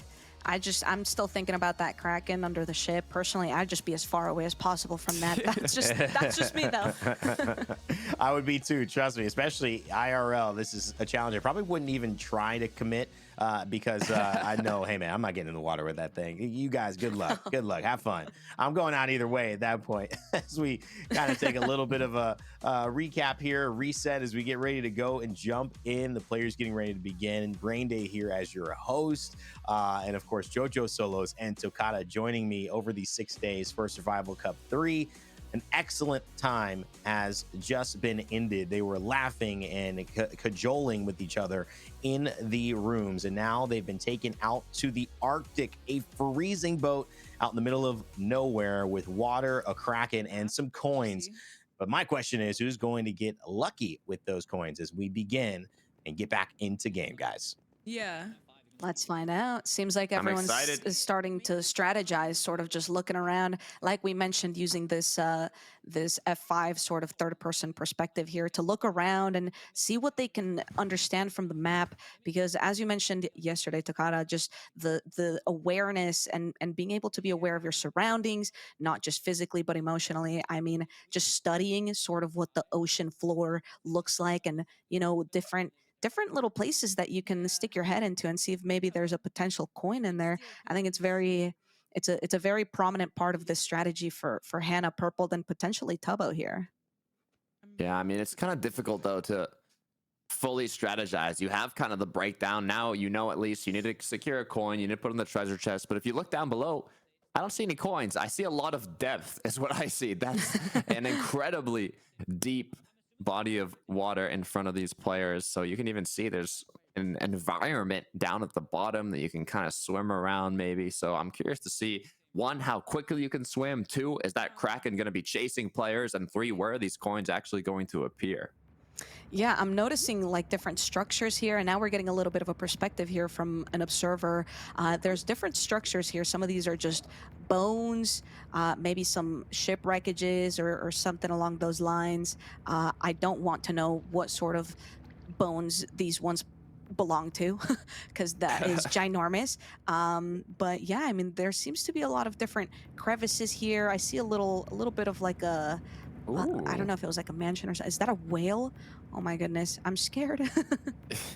Rain was talking about Moby Dick, and maybe we've found a whale here that's gonna go head to head against the Kraken. That would be kind of crazy. You have a battle. Oh my goodness, it is ginormous. Hopefully, I mean, I would love to see something happen with the Kraken just out of curiosity, but at the same time, I hope it just kind of sits there and doesn't do much and just kind of relaxes. You know, maybe it's been around a couple of these survival cups and knows, hey, this is that time when all those, you know, humans jump into the water. Let me go get a good seat.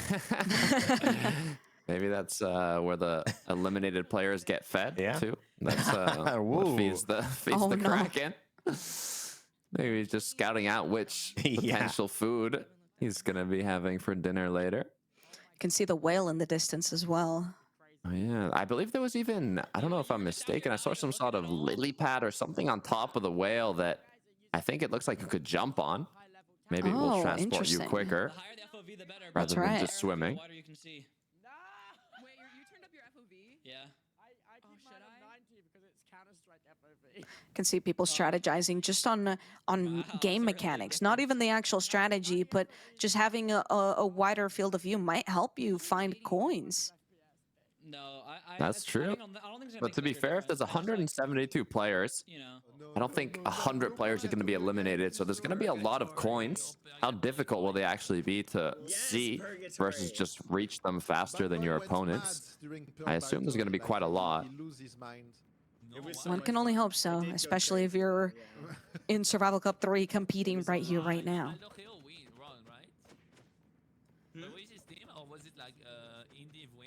Some conversations which purgatory happening between players from multiple regions, multiple languages. One was Phil's team, the Bolas. And I believe they're... Are they talking about previous survival cups or previous game modes that we might have even saw yesterday? It sounded like it was a reference to a different sort of event that happened on a different server, but regardless, they're still bonding. You'll have to see it. Love the little penguins. I wonder if these penguins have something to do with the map here. Maybe it's just like the Kraken. It's a potential spectator for this event. I see three kind of buoys there, little floaties that have the treasure chests on them. So it's all on the center. I doubt the coins will be very close to them, as they're gonna have to swim most likely towards the bottom of this. Listen, I'm just glad that they're given the scuba diving kit, because I would get a little bit nervous of drowning. I mean, being scared of kind of the deep ocean in that case is not the best game mode for you, Jojo. I don't know if you have any fears, Rain. I mean, ocean, big deep ocean gets me a little bit. You know, I'm not one of those people that wants to like dive in. Yeah, dive in and just feel like, where am I? You know, I'm on another planet. It's so deep, and you know, I'm really not. I like to save those for the TikToks or, you know, the Instagram Instagram reels that I'm scrolling. Like, that's enough for me. You know, I don't really need to do that. I can just see you guys doing it. You know, with a GoPro. I'm down. You don't see some giant Kraken and just, you know, want to jump in the water and kind of give you them a hug. Feel the oily skin and just kind of like be there, you know, have that moment. No, I think my octopus teacher would never have been an actual documentary if I had to be the guy who was hanging out with the octopus every day, even though it's lovely and you learn a lot. And you know what, Shark Week, Okay. if I was in charge of Shark Week, it would be nothing. It'd just be like a, kind of like an overview, like helicopter shot of maybe some sharks. There would be no water swimming with sharks whatsoever if I had to be involved. No getting close. Yeah. Have a telescope kind of spectating from afar. That's why observer view. That's right. That's why I do this. Okay, we're not in there. I'm not trying to be a wildlife explorer. Though, fun story.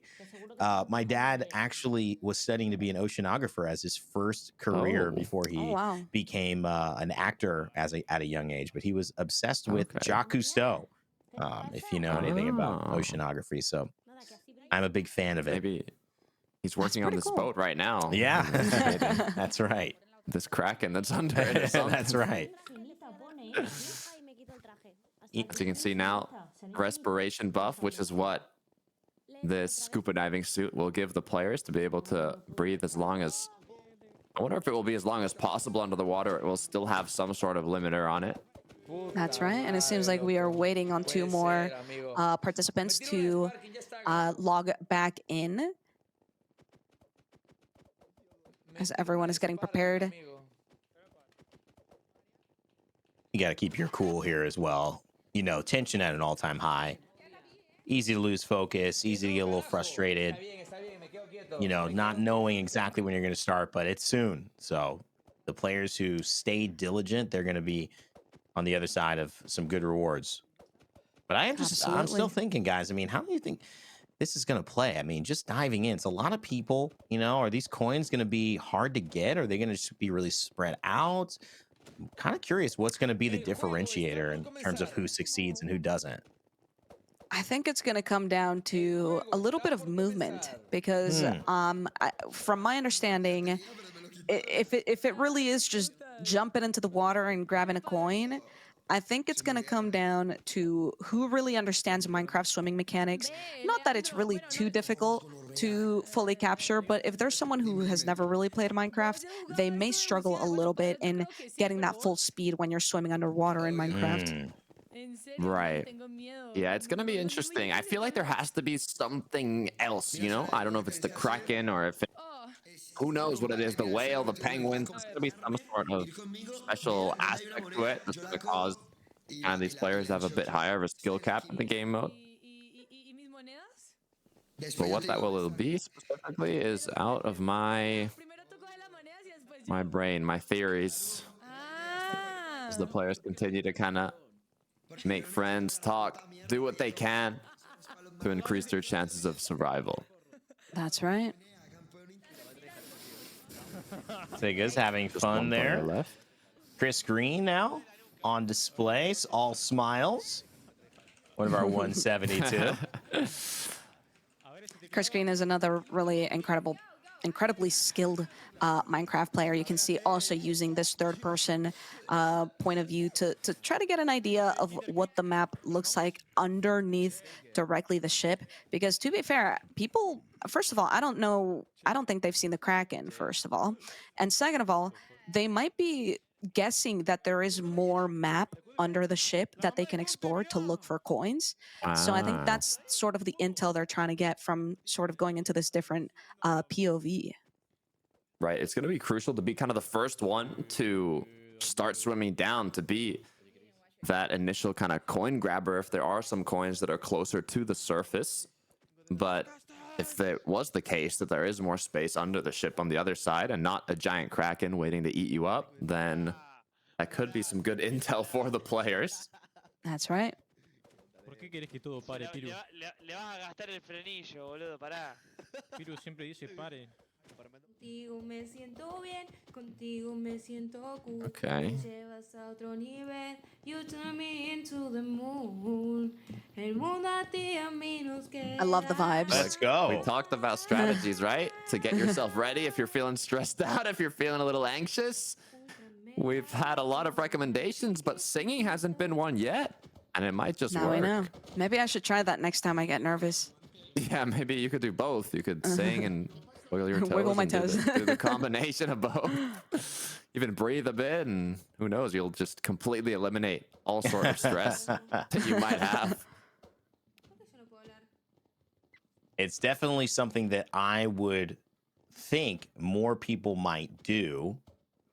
which is, you know, be in deep combos with chat, or sing or do something kind of to pass a little bit of this waiting time. But it goes to show that they're locked in, you know, and when you're focused on something in game, it is, I'm sure, as we all know, hard to be looking at chat and engaging in that same way.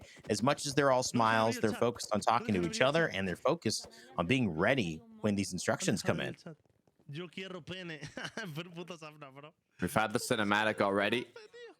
Now all that's left, if we base it off of the previous game modes, is kind of the in-depth explanation of what these players exactly have to do, and that's going to be some of like the kind of little details that can be very important to making sure you qualify. So I'm curious to see what those little details actually are and see what kind of strategies can be formed from them. That's right. Tina trying to get a little bit of an idea of what this map looks like underneath the ship. Of course, because of the barrier blocks that are placed here, it's a little bit hard to get that perspective. You like the outfits that are be both in, you know, their Minecraft skins, but also, for example, Tina herself is kind of fitted for the occasion. Yeah. As we saw, I believe it was Rivers yesterday who also had the same outfit. That's right. And I hear some music now getting louder and louder, which could mean Me too. that we might get an explanation here shortly. The stars.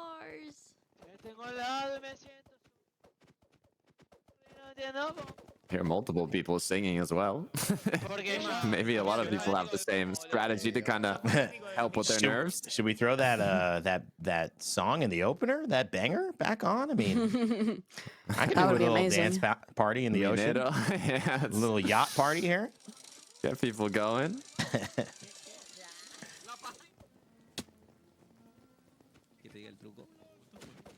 Phil's been doing a lot of chatting with Tubbo today.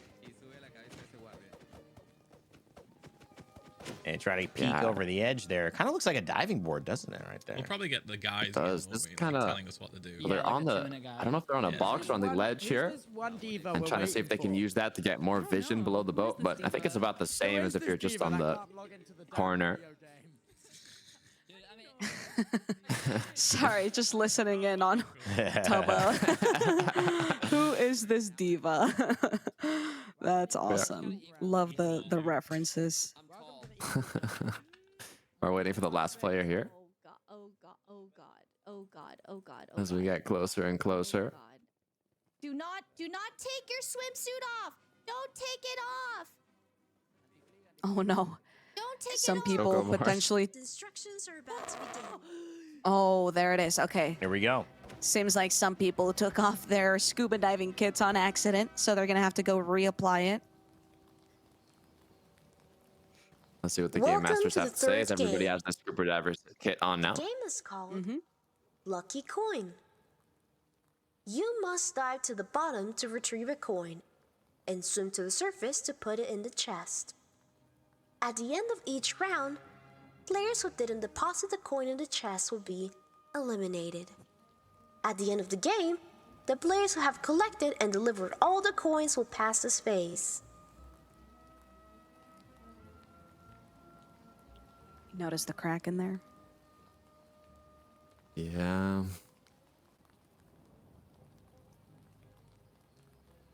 It's a little scary, not gonna lie, but I'm not too sure if that crack is actually gonna be aggressive. Let's see here, as we should be able to get some extra information. Oh, look at that. There's left click to hit another player. There we go. Okay. So it says important. You can hit a player multiple times to make them drop their coin. And remember, you can only deliver 1 coin per round. So, Rain, you were right with this idea of there is another layer to this of, hey, maybe if it comes down to it, you're going to have to hit another person in order to get their coin. Right. And it also says you can only deliver 1 coin per round. So, there are going to be multiple rounds of delivering these coins, where you'll be able to kind of figure out if you want to go for more the aggressive route of hitting a player multiple times to make them drop their coin, or just finding a coin and trying to put it in yourself. The issue is, it says multiple times. We don't know how many times they're going to have to hit them to actually cause them to drop their coins. If you go for that strategy of just sitting at the treasure chest and waiting for someone to come close with a coin, you might not be able to hit them enough times quickly enough to actually rob that coin from them. Right. So we'll That's have to right. see what the correct strategy truly is. I think you're spot on, though. It doesn't seem like it's going to be one of those where you can stay right at the edge, hit somebody, and then grab their coin. It feels like there will be multiple times that it has to occur, unlike the flag. So if that is the case, and you posit that, well, I want to play aggressively to get somebody's coins, you're going to have to meet them in the water, most likely, or do some type of body blocking, because you still have to right click on the chest while holding the coin to deliver it. So, again, working with your allies, probably a lot to do, but it's not impossible. And that it could be a way to work together to really, kind of isolate some players. Yeah, what you could even do is you sit at the treasure chest, and when you see them swimming towards you, you jump at it towards them, start swimming, hit them a few times, then take the coin. But that's a little too risky. I don't know if that's the correct play. But the game begins. Let's get into it. In. And you mentioned it's a risky strategy, but also if it comes down to it, that might be the only thing you can do if you were unable to locate a coin. Yeah, that is what it's seeming like, guys. I'm trying to look just to see if I can find any coins in the water already, but it doesn't seem that they've appeared yet. No, it does not. That's right. They're probably waiting until everyone sort of actually starts jumping into the water to spawn it in. Otherwise, it might give a little bit of an advantage to some people.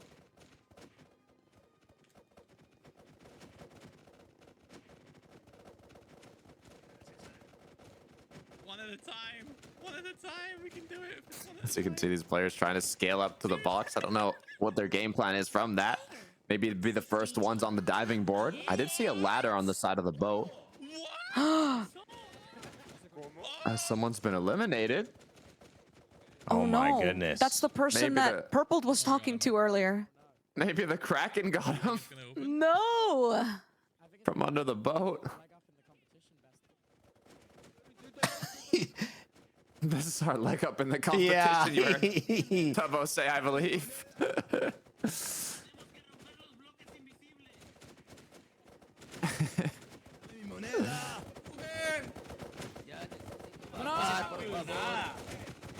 This is where you start feeling the nerves. Any moment now, any second now, these players will start diving in, hunting for those coins. I love that you can see the streamers just kind of get quiet because they're just starting to lock in. Yeah. The Kraken's moving a little bit, but I don't think he's gonna chase these players. Hopefully. That'd be a little bit of a scary scenario. Look how much space there is as well down below. I almost guarantee that the coins are gonna appear. Wait, are those coins appearing, or is that just water blocks? That may just be sort of particles, underwater particles. Okay.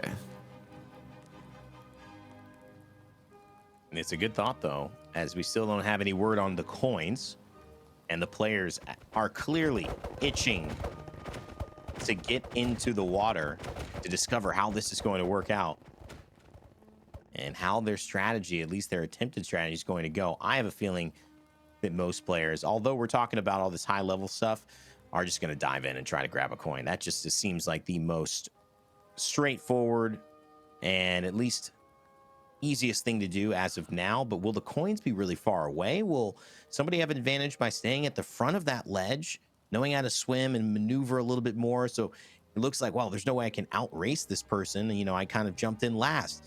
Those are the things that will shift the energy here as game number 3, Lucky Coin, is so close to starting off.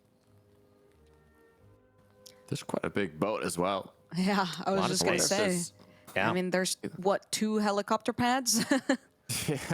I'm wondering if there's maybe a part of this boat that will have a secret coin on it. Maybe if you just don't even jump in the water, you just start running around to the helicopter pad, you find a little Easter egg. I do see a guard. A couple, even 4 guards posted up on the helicopter pad. I mean, who was in the helicopter pad? Is that Maybe the overseer? You know? It must be. Flying in there?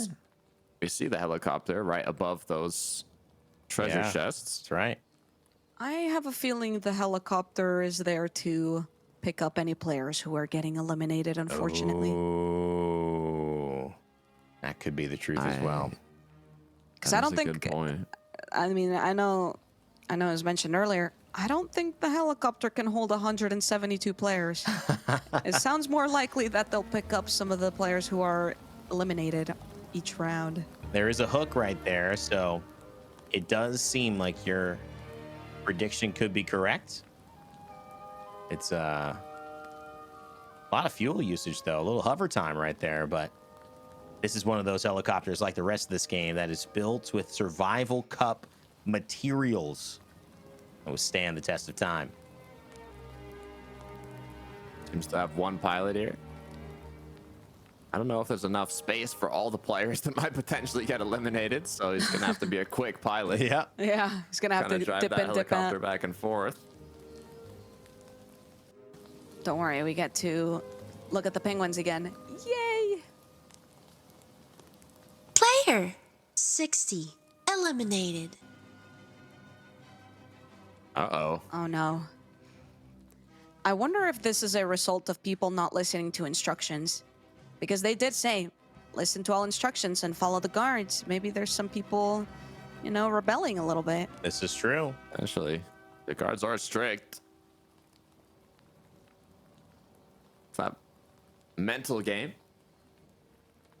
Staying focused. You don't want to overstep the boundaries. Yeah. Following rules. The good news is every player does have the scuba diving suit on, so they are ready to start swimming. You see the timer at the top, 25 seconds until they all get to dive in and the game begins. There's so many people crowded up that people are getting sort of pushed out of the way.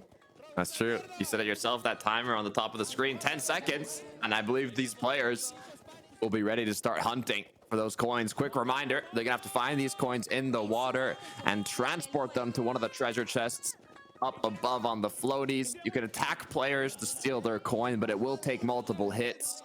Where these coins will appear exactly, I'm not sure. Somewhere inside of the water. And there it is, they're in the water. You can see the coins are actually glowing a little bit, unless those are particles, but it seems to be the coins. Ooh. Everyone immediately diving in.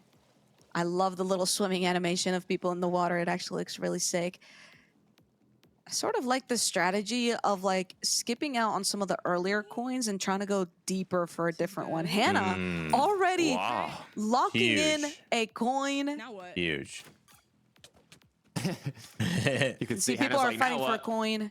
Oh no. Oh, this is difficult.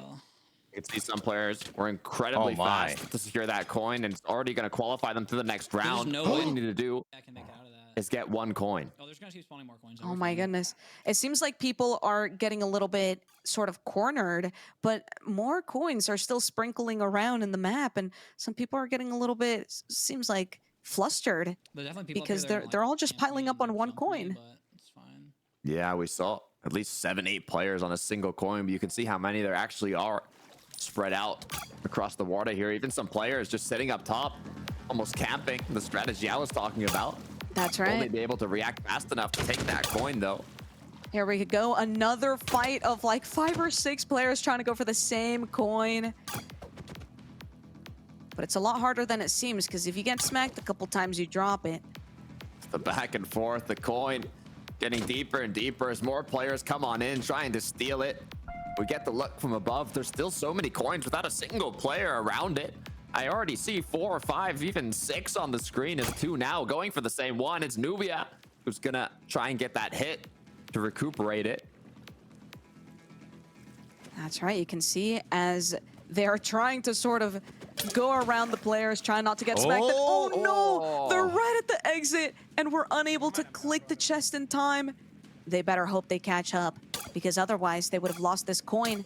Seems like it did get dropped. Oh, this is an intense fight. This is absolutely difficult. You can see at the top left how many players have secured coins, and also you can see 169 players is the cap. And so many players are just clustered up now by the treasure chests, attacking anybody who gets close, making them drop their coins. Will they even be able to put it in the treasure chest, or is it more worth it to just find another one with less players around it? It's hard to call it at this point because you're starting to feel the pressure. It's starting to weigh down on your shoulders. Do you ditch this area? Do you go for something else, or do you commit? The coin is right there. Just look how many people there are. Oh, if they could grab it in time. It's so hard to tell. At this point, I don't know if it's worth it to sit around this treasure chest. Oh, if they click it in time. Oh, no. When everyone is so clustered up, it's so hard to tell who even has the coin at this point. I wonder how many of them go. Yeah. I was just going to say, locking in a coin early on seems to be the best case scenario for these players because now they're struggling late game. The thing is, I'm wondering how many of those players staying still at the treasure chest are ones that have already secured a coin versus ones who are just waiting for the players with the coins to appear with the intention of stealing it. I mean, by the looks of it, Nuvia here, I'm going to assume that they haven't locked in a coin because I don't see any indication, as we saw from Hannah's stream. She had this sort of green outline, but it seems like Nuvia doesn't have it. So there's a chance that maybe she's just here camping. Yeah, but if that means all the other players too are just kind of sitting there camping, what are the odds you're going to be the one that secures that coin? It'll be from rough. The player that's got hit. You can see Serpias is one with a coin, and it looks like, oh, I don't even know if he got it. But he was close enough. There's a high chance. There's a high chance he did. Maybe the kind of green banner outlier only lasts a certain amount of time right after putting in the coin, because I think Nuvia was pretty calm. That's right. That is true. Incredibly stressed out. That is true. You can see some players sort of trying to go up and down, trying not to get punched as they're going through. Los futbolitos losing the coin right in front. And they steal it from him as he has to go down again and find another one. You said it yourself, Jojo. The coins are shining. They're golden. But now there's not as many left. 152 coins have already been inserted into the treasure chests. There's only a limited amount now that are left. These last few players who haven't locked in a coin are fighting for their lives right now. This is where it gets intense for these players. They're yet to put that coin in. I see Mariana. I see a lot of big names here doing what they can. You can see the big cluster of people. Some of them probably having already put a coin in the treasure chest, just kind of acting as body shields potentially for the alliance that they might have. And there it is. Larry was the one who was able to lock it in from that giant group of people. And you're right. Remain. It does seem like that green outline does sort of fade, so it is kind of hard to tell who's locked it in already. But I mean, there's not many coins left up for grabs. We might be seeing potentially another person lock it in here. There it is. Oh, 162 now. 7 left. 6 actually. So we get closer and closer. There's counter. I wonder if he's already gotten a coin. I mean, I talked about it earlier. If you get your coin early on, like we saw Hannah do, and you have kind of like an alliance or maybe some partners helping you out, you could potentially just kind of body block them as they're trying to bring their coin back in and help them keep that coin. That's true. Body blocking is a strategy. Can see a little bit of a chase going on over here. Gab, oh no, Gab, please grab the coin. You can do it. 4 more. Oh my gosh. 3. This fight is actually stressing me out so much as a fairly Gab enjoyer, I'm gonna be honest. You can count on your fingers how many coins are left. Oh my goodness. 1 versus 1 could be for the last coin as more players are eyeballing it, as it went from just 2 to now, what, more than 10 people going for this single coin. As it's just getting deeper, it's not even getting closer. to You can see shore. as Gab is locked in, terrified of all the people that are trailing behind her. Is she fast enough? Will they catch her? You have two options here on which one you want to pick. Is it the correct route? As long as she doesn't get cut off from the left, she should be able to lock it so in. many people. Do they see her with the coin? Are they going to try and attack her? She gets closer and closer to that treasure chest. It seems Such like there's some limited people options. protecting her. I'm not sure if you noticed, but some people were trying to like body block for her, which is a beautiful sight, but also it's terrifying. She's got to do it.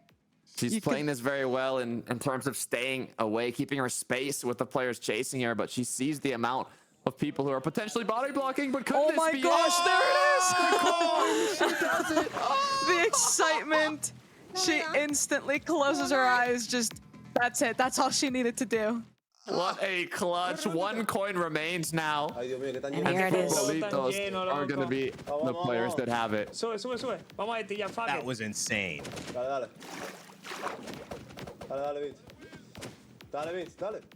Oh, this is tough.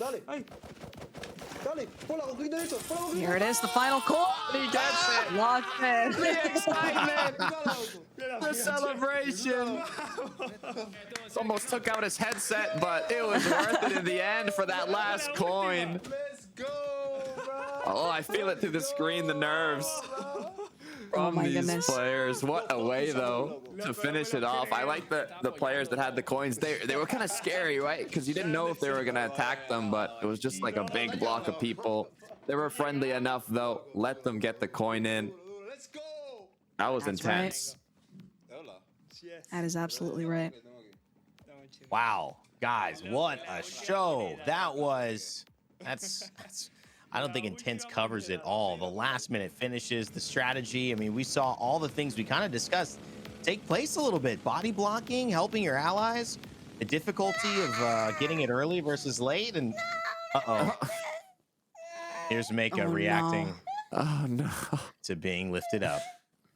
It was 169 out of the 170 players. This Our will be the first only player that's elimination. eliminated in this round. Oh no. To the Kraken? We were right. Oh! We were right. They're feeding the Kraken. That's not enough food for the Kraken, though.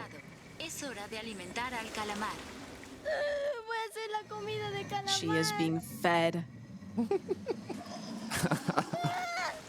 Oh wow. A terrifying Mako's last gonna few go moments. down.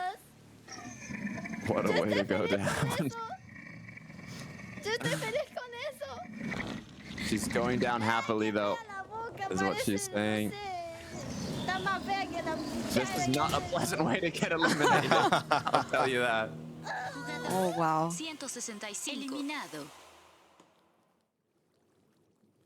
Uno solo. Sprain realizing only one person No has pueden been poner eliminated sangre. so far. I wonder. You can see he's already kind of deep down in the water. Everybody can freely swim around, so I guess they're trying to predict where these coins are going to appear for the next round. That's right. Might be of an advantage if they sort of pick correctly here. Eventually. They also now have a bit of experience from the previous round to how this is going to work out and what they could possibly do to increase their odds. ¿Cuál es tu estrategia? ¿Robar monedas? Asking Screen's asking Goldify what for his strat their... is. Sorry. Yeah. No, you were saying it yourself what Goldified's strategy is. I mean, listen, Spreen and Quackity know that Goldie is very good at Minecraft PvP. So them asking him what the right strategy is here kind of makes sense.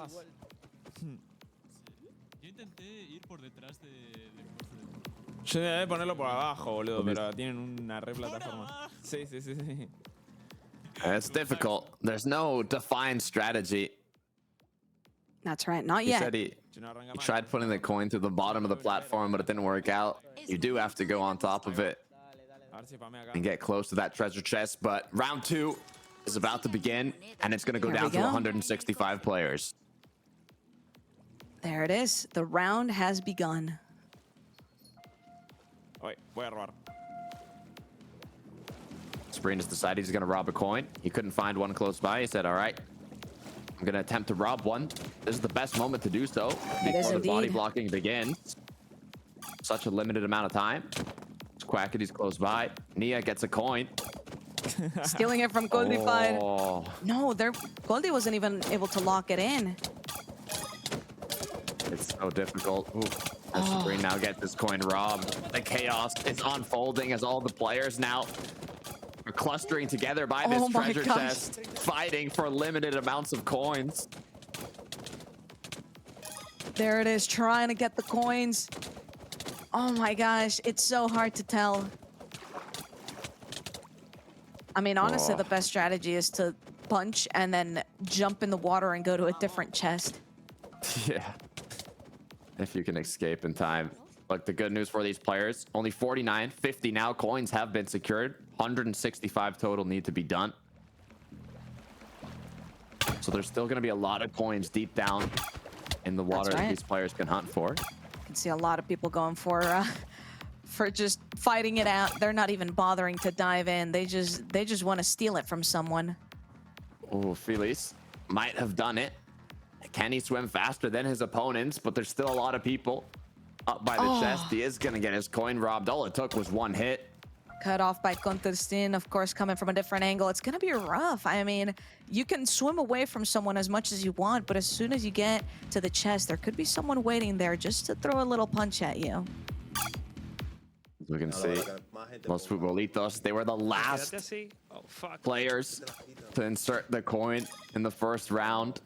Now, they might have a better chance with the amount of slots that are opened up. You can see they've kind of learned from their strategies. Instead of going directly to the treasure chest, you kind of have to route yourself an open path.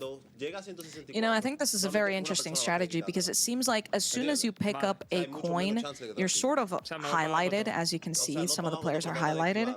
But after some time, I think the highlight goes away. So maybe running away, holding onto the coin deep down, and then waiting for that highlight to disappear might be the better strategy. Potentially. As we see Sylvie getting the coin robbed. Renrise looking to see if she can recuperate it and see how she starts swimming away from the treasure chest just to try and get the people off of her as she routes back on. Oh my gosh, look at that juke coming through. Oh my god, oh my god, oh no. Maybe. Wait, did they lock it in? I'm not sure if Renrise got it. It fell to the ground. It looked like she picked it up again, but as she kind of jumps around the buoy, I'm not sure if that's a celebration jump or if it's a I'm desperately looking for another coin. I need to find one now. Those two types of jumps do look very similar. I see a lot of people kind of on the edge. You see them crouched by. I believe they're the ones that do need a coin. As more and more get put in. There's still a significant amount to go. The most intense moments are when there's just a few coins left. Wait! Wait! By the way, just a heads up. I've been informed that the admins advised to not help friends by hitting. Oh shit! Oh, it seems like the rest of the coins are getting highlighted now. I wonder what the game plan is here. I think the game plan might just be sort of waiting for people to dive down to those, and then that gives you a little bit of a pocket to go in without getting punched.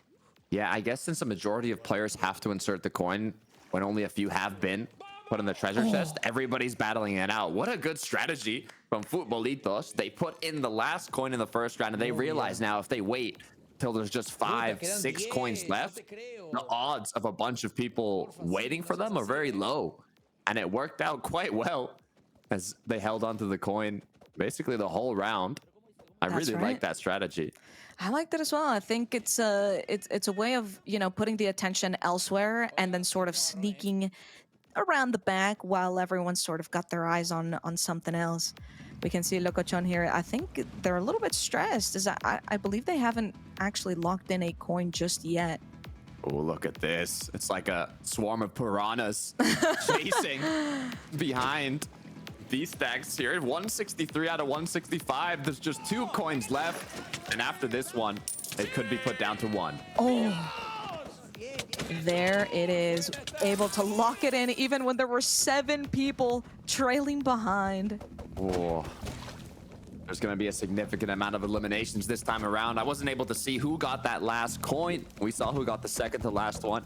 I'm not sure if you saw, Jojo. I wasn't able to see it either, unfortunately, but we're about to find out which of the 4 people, I believe, didn't actually lock in those final coins. Well, the Kraken's going to be happy to see who those players are, as he's going to be getting fed a bit more.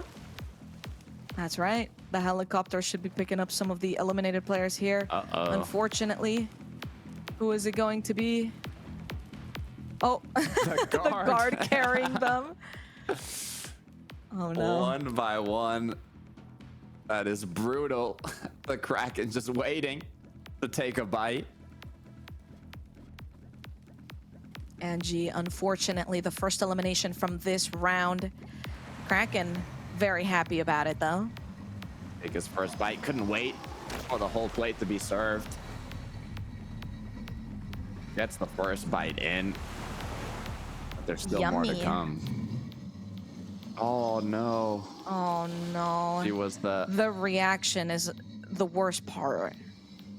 The heart sinking. This player had the singing strategy going into it.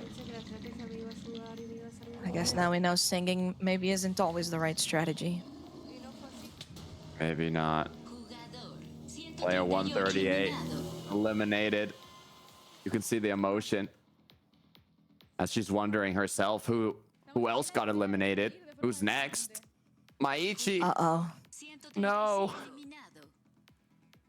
One by one is so brutal. It is quite brutal, but that is the name of the game. As you can see, I believe there's another guard who has somebody. Oh, I didn't quite see who the name was. I might have actually.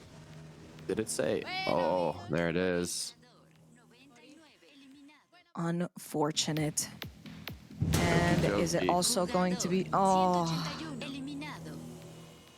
I wonder how many rounds we're going to have as more players get eliminated as time goes on. I mean, the first round, it was just one player. Now, was it 3 or 4 players? That was 4 just in this round. So if we continue to have more, I wonder how many are going to go down. I'm assuming next round is maybe going to be 5 people just to make it an even 160, but that's just my assumption here. Could be. You can see a lot of the players who did survive are already strategizing. As will she shortly. 161. 161. There's going to be 4 more players that will be eliminated. As the coins have already started appearing. Al Capone, quick with his hands to get one. Is he going to have time to put it in the treasure chest? The coin gets dropped. And it gets picked up. But it's just musical chairs right now with this coin. I don't even know who was able to secure it. But it wasn't Loco my Chon. goodness. It wasn't. It unfortunately was not. Seems like Goldie is here trying to steal the coins early on. Locochon locking it in. Are they able to? Oh, they're not. It's devastating when you're so close, but your coin gets stolen. This is the part that's most difficult with all these players. Just battling it out. You can see the strategy. Almost Futbolistas that just kind of weighted it down below in this moment. And didn't kind of want to risk it, but it looks like the risk can pay off. I mean, listen, if you know that some people are sort of focused on one player, that kind of gives you a little bit of time to sneak in and lock in your coin. Seems like Bad Boy Halo is struggling to get this coin locked in, unfortunately. Yeah, you can hear him kind of just thinking to himself, what should I do here? Should I keep fighting it out with the players close by? There's a lot of coins down below. I could just swim and grab one. There's some people even just chatting it out already that have secured their coins. As Bad Boy Halo doesn't seem too stressed out. Just kind of pondering, thinking, what could the right strategy be?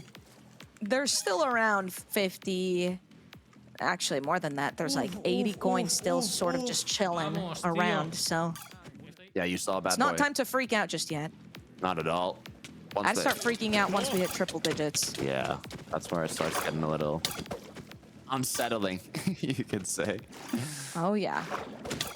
I do like the idea of the players who just kind of let everybody battle it out now, though, and wait with their coin down below until there is triple digits and then kind of make their way towards one of the buoys. That's right. No, tío. Oh my gosh. A crazy 1v1v1. But then another person joins the fight. It's just constantly moving around and seeing what the better option is. Coin gets taken. Raptors for only half a second.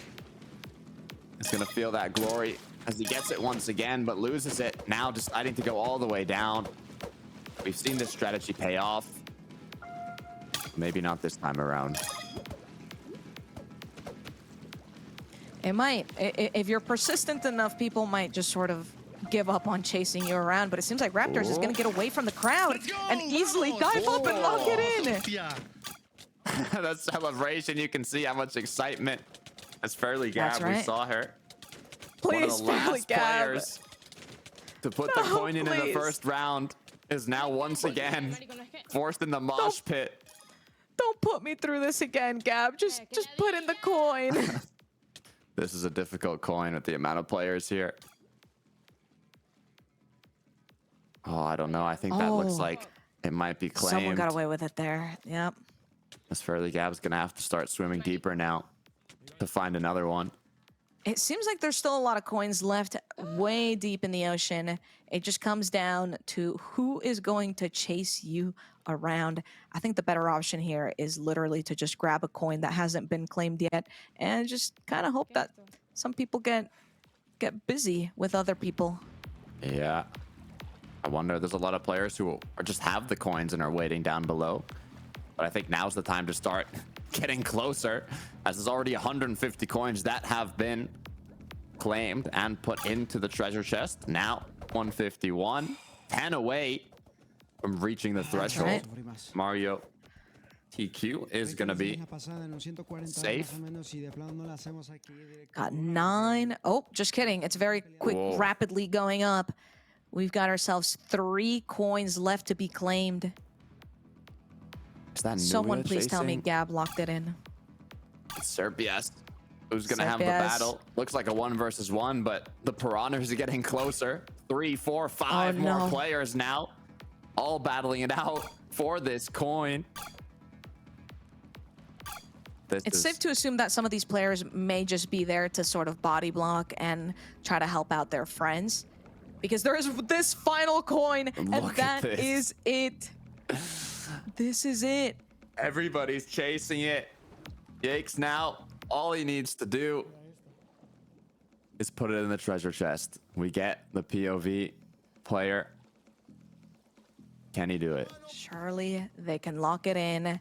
No one will get in their way. Oh my gosh, I spoke too soon. They definitely had someone get in the way. It's so hard to tell, but this is a ruthless fight. There's so many people trying to lock it in. Of course, 4 people are going to get eliminated this round. So we're seeing at least 4 people sort of fighting it out, or 5 people fighting it out for this 1 coin. Wow, this is going to be difficult. I don't even know if they're going to be able to make it soon with the amount of people that are around them. It's going to be almost impossible for any of The them body to put the blockers coin getting in. There's spectators Oh my at this gosh. point with the amount of players that are close by. Remember, only 4 are getting eliminated. I see a lot more than 4 people, Jojo. I can confirm. Yeah, no, this is people trying to get involved and trying to make sure that they help out their teammates if that's what it comes down to. I mean, if I was in this position where I have already finished, you know, locking in the coin, and one of my teammates is desperately trying to lock it in, I would do everything I could to get in the way of getting their coin stolen.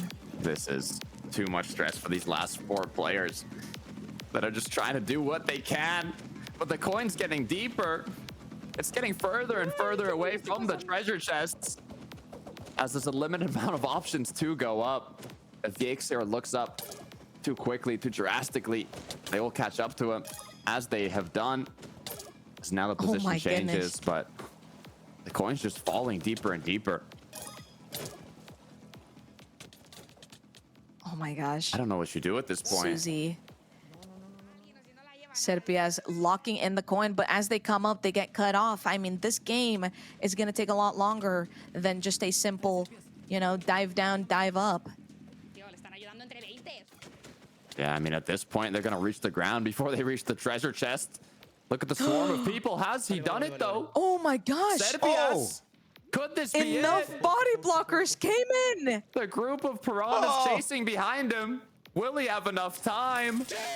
There it is. The excitement. What a strategy. Churro, gracias, churro, hermano. You can see he's very thankful to his friend Churro. Of course, it seemed like a lot of people kind of came in and got in the way of sort of body blocking so that Serpias wasn't the one getting hit and dropping the coin. Unfortunately, that means that we have some fallen soldiers here that you can see everyone is clapping because, you know, they did incredible. I mean, they survived day 1. Day 2 is only going to get more difficult, so it is what happens. Round of applause to everybody who has fallen, who's made it forwards as well, as now the Kraken's going to get another small meal. 161 players are what's going to be remaining. Nixia goes down. Susie goes down. The 07's in the chat. You'll love to see it. 07, dude. Yakes as well. No se pudo, se intentó, As you pero can no see, se pudo, tío. 07. Pero bueno. You will be remembered.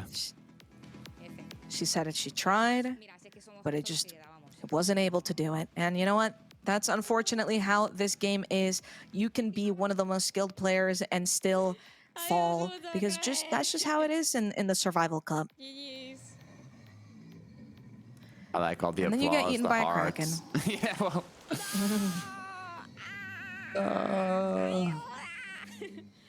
Sound effects and everything. It's time to feed the.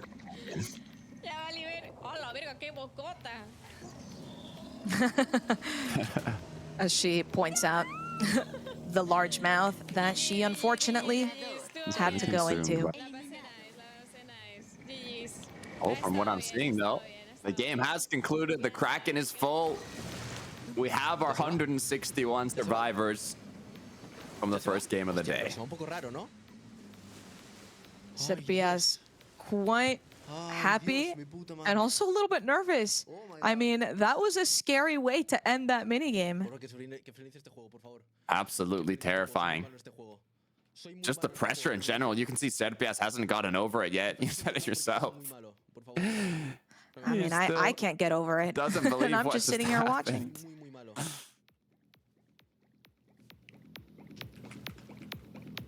This is crazy. It is, and I'm wondering if maybe there's another round. It's kind of hard to tell because they're still underwater, but the Kraken seems to be full. I think. From what I saw on the screen, it seemed the round ended, but maybe they'll do a bonus round as these players are still kind of looking for the potential coins to appear. We'll have to see on the UI. Yeah, we just got it. The game has finished. All these players have survived.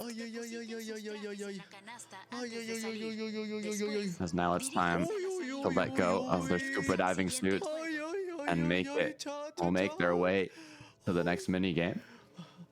You can see Serpias is extremely relieved because, I mean, that was such a tight race at the end. Literally the last player to lock in a coin and avoid being consumed by the Kraken.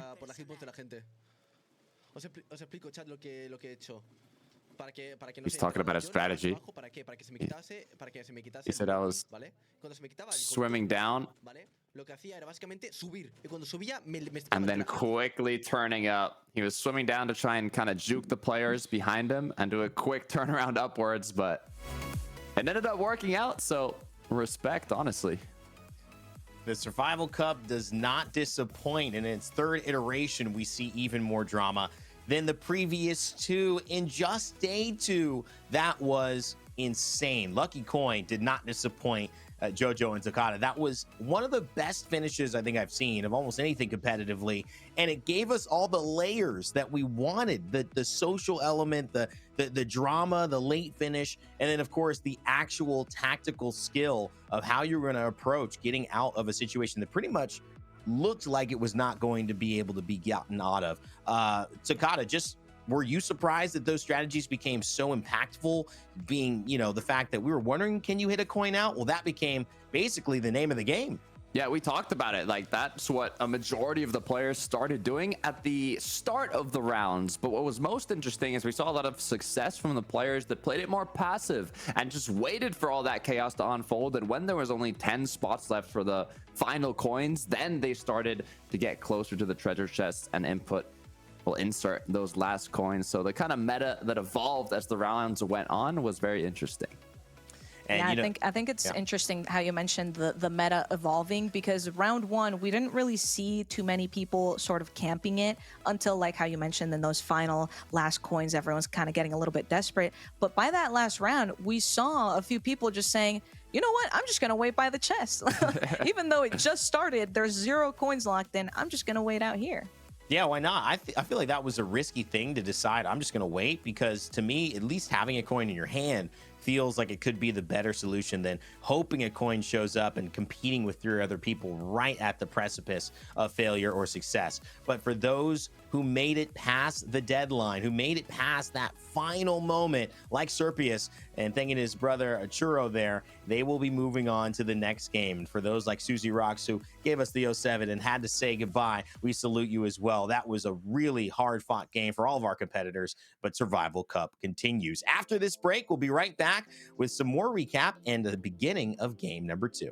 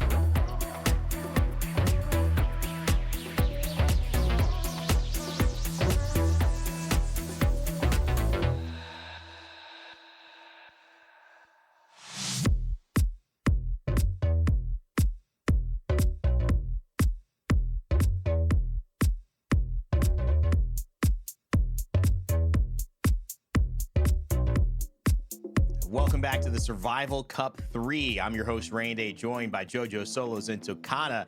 We just finished game number 1 of day 2, and it was a lucky coin competition. And your goal was to get lucky. That's right. Those players who were not able to find their way to drop that coin into the chest had been eaten, and eaten by a kraken, no less. That, we kind of thought could happen, JoJo, but when you saw the reality of it, it made that elimination maybe feel even worse than in our Sweet Dreams one, where kind of the monster at night had to eat them up. The kraken, that was a tough way to go in this round.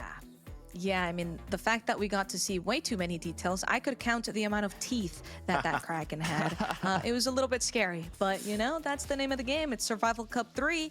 You gotta try to make it as far as you can. Yeah, we saw so many great moments in that, and I'm sure chat, you guys were involved in those moments. Chat's been involved in a lot of different things, and shout out to Saul Problema, who's been a top driver actually 2 days in a row. I've noticed that, Saul, so congratulations. But chat, it's also time for Guessing with Duncan to be finished for today. Check out the Duncan leaderboard to see your placement. A friendly Twitch staff will reach out to you to confirm prizes for our top 10 scorers. Come back for the next Twitch Rivals for your chance to play and win. And for those who don't know, that's tomorrow as we go into day 3 of Survival Cup 3. And chat, when you want a satisfying meal for just $6, Duncan has just what you need. Try the new $6 meal deal and get a medium hot or iced coffee and a bacon and egg cheese sandwich, plus a side of hash browns for just $6. You got to take advantage of this offer while it lasts, because Twitch Rivals runs on Duncan. So, Kata, as we look back at game 1 as well, it's it really, to me, represented a lot of the things that are going to be powerful later on, and it was the alliances. Serpius had to really rely on the support of a lot of people who had already gotten their coins. You saw Churro obviously making a big move, but I noticed people like Vicky Palami swimming in that crowd. People who've been standing on the platform not doing anything, they got real activated when Serpius had a chance. And so having your back by a bunch of people is clearly going to be the difference in a few of these upcoming mini games. Yeah, I mean, you said alliances, but I think it was also a mix of people that just wanted to, have a nice little angle of the show, right? With all the lobby kind of getting together, and made it quite difficult for those last 4 players that were trying to secure that coin and make their way back up. They were looking around. They didn't know who was their opponent, who was the enemy, who was the spectators, or even potential allies, but it made it just that much more exciting. It was very, very cinematic, as some would say. Yeah, it felt like everything there was a movie. I mean, that was a great showcase of, how our mini games transition from all these different locations, but not only that, all the different themes and the little pieces that come to play. Certainly, it's been, kind of a difficult thing to judge as to how these things will come into play, whether it's the Kraken or the monster from Sweet Dreams, but we now see that everything has a purpose. Maybe not the whale. I don't know if the whale was doing anything but just swimming out there. And the it was an extra. The penguins too, JoJo. They were just, I think, extras. They were just there to be cute. The penguins were important, okay? They were a crucial part to this event. Very important. I was a fan, personally. Yeah, me too. No, totally. I mean, as we jump into it though, guys, that means that chat, we're done with 1 of 2 games, but we've got a second coming around. The players have already experienced what it feels like to taste victory and see their friends, their allies, their other players so close to being them taste defeat. Can they keep up the streak and push on to another day and another chance at $100,000 and being claimed the winner, crowned the winner of Survival Cup 3? We'll find out as now they start to filter in. And guys, Takata, that timer, it's ticking down to something. Oh yeah, 48 seconds ticking down. I assume it's gonna be, if you look at the doorway in front of us, I'm not sure if the players entered through that doorway or they're going to be leaving through that doorway to take them to the next mini game, as we will find out. I mean, yeah, regardless, we'll be going on to the next game. That is a factual statement. Whether we came in from there or we're going back in there, it's a little bit, menacing, going up and down all those stairs. In fact, I would say this room is a little even more menacing, given that it's just white. Yeah. But we've only got a few seconds left before we actually dive in. I am curious to see what will be the final minigame for day 2 of Survival Cup 3. Trying to think, if this was the location of the minigame, I couldn't have a clue of what it could be. So I assume it's probably Right. going to be a different area. This is similar to the waiting room between minigame 1 and 2 yesterday as well. Welcome all The timer players has to run the out. fourth game. And welcome to the 4th game. Let's see what these guards have in mind. Seems like Before everyone's we sort of. begin, please line up and pick up your game kit. Game Okay. Okay. So yeah, I was about to mention. It seemed like everyone was sort of going to a corner of the room, and it seems like there's a few stands over there where you can grab stuff from. So you can see. Do they have like a vest on now? It seems like they're wearing sort of like a vest. You know what that looks like? Over the. What does it look like? You remember the original Survival Cup 1, red light, green light, and they have like that kind of vest on that explodes if they don't pass the challenge. I'm not sure if it's similar here. Could be like some sort of tracking but device. It's not something good. I can confirm based on previous events that normally when you're in a survival cup and you get a vest put on you, it's not a good sign. This Not is at all. scary.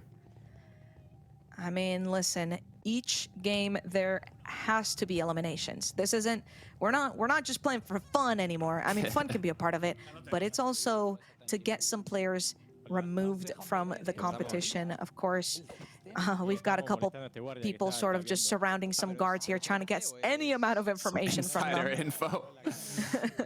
Like, come on. I've got a vest and an outfit to offer you, guard. I'm listening in on what? Trying to roleplay with him. But unfortunately, They're trying to play like good cop, bad cop, sort of trying to get some information. The other one comes in kind of harsh. don't think it worked out too well. No, they got nothing. Oh, eye contact. Okay. Ask him if he knows who he is. Does you watch my videos? He's asking. I don't know if Number on each paper Interesting. and deposit them in guards the are box reacting. when the time is up. Those players Okay. who receive the least amount of votes will have the special role in the next game. Ooh. Okay. Okay. So I'm not sure if everyone's fully picked up on that, but it seems like there will be 4 names that you can put into the box, and whichever 5 players don't get get the least amount of votes will get a special role. Here we go. So here we go. Take 5 pieces of paper from the containers, and then you can right-click to put a player name on that piece of paper and a number, which then you can insert into the box. Once you've chosen those 5 players, the ones with the fewest votes will be selected for a special role in the next game. Will that Do you see special role that? be a positive role or a negative role is my question. No. If you see the little smiley face at the end there, like the fewest votes will be selected for a special role in the next game. Smile. Like that. That doesn't seem like it's gonna be that happy, just in my opinion. There's But I don't know. That's just how I'm reading it. there's types of smiles that can be a little another word for it, a bit scary, a bit kind of not a smile that you'd like to see, we can say. No. Now, take When everything 5 else is so pieces of serious. paper from the containers. It's time to start the voting Just a little period. scary. Ask for your votes. You have I 3 wanna minutes. See the player's perspective, kind of what they're thinking, you know, what their game plan Ask is, for who your they're votes. planning on voting. We'll see what That's Hannah right. thinks. I hear people. I'm also wondering what the chat is thinking. What do the chats, of everyone who's watching all of the different point of views, who would you write down in this situation? Yeah, your allies, your enemies, a mix of both, 50-50, just random names. I heard people jumping I would around. just look around the room and be like, all right, this one. Yeah, just pick random I think it is. people around the room. Let's see what Hannah says. In like a prop hunt game. That's what I think it is. Ooh. Okay. Interesting theories from Hannah XX Rose. Of course, Exactly. So a everyone's trying to strong vote the best competitor and players, someone who has but- participated in many Twitch Rivals, including Survival Cups in the past. And that experience can definitely help when you're trying to kind of think of what potential we vote for or each what these other. game modes could potentially be. if it's going to be a positive vote, if it's going to be a negative vote. You want to be a hunter? There's been both, That's so right. it's hard to know which it's going to be.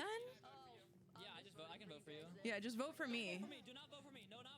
You saw Hannah's face when she said, "Can you vote for me?" But she was kind of like, I think. Vote for me. But she's going to trust her heart here and go for it. Strong decision making, and you mentioned the fact that Hannah was a leader earlier on, JoJo, and now also kind of showing how that leading is impacting the social game. This decision, it's kind of a shot in the dark. Is being someone you are voting for a good thing, a bad thing? Hannah's just kind of saying, I think I know what it is, so let's do it. That's right. I mean, but they also only have a limited amount of time. I don't know if you've noticed, there's a little bit of a countdown at the top center of everybody's screens, and they have to sort of make that decision as soon as possible because they've only got a minute and 10 seconds before they have to commit all of their votes. I believe Sylvie was telling her friends to vote for her as well, so we've got interesting strategies here. Yeah, even if those guesses are correct on what might be showing up, you don't really know whether the role of being most voted, that role it's going to give you is a positive role or a negative role. You do know that that role has influence. And so usually in games like this, it might be better to have some influence. At least that's what they're thinking. And we want to know what you're thinking, chat, because chat, our friends at State Farm need your help selecting the perfect moment for us to shine a bright light on during today's State Farm Spotlight. There's been a lot of great action today, so check out the poll now and choose the one you'd like to see us break down later in the show. Sylvie here asking for some votes. With only 15 seconds left in the clock. Could be a strategy, just jump around saying, vote for me, vote for me. I heard people saying, don't vote for me, don't vote for me in Spanish, jumping around. So a few mixes of, you know, being wanted to vote or voted for or not wanting to be voted for. You see, as she is still begging a lot of different groups of people. Ibai said, don't for the vote votes. for her. When she went up. It's time to commit your votes into the box. Put the papers in, as we'll get to see who has the least amount of votes now for this next game mode. There it is. You can see the box just doing a bunch of poofing sort of particles as all the votes are being counted and submitted, of course. Who do you think is going to have the most votes? You have to guess. If I had to guess, someone like Shadoon might have the most amount of votes, or maybe winners, yeah. Previous winner. Ollie Gamers might be up there, but honestly, I think I don't know. It's kind of hard to tell. Maybe Tubbo. Tubbo might be up there on the large amounts of votes.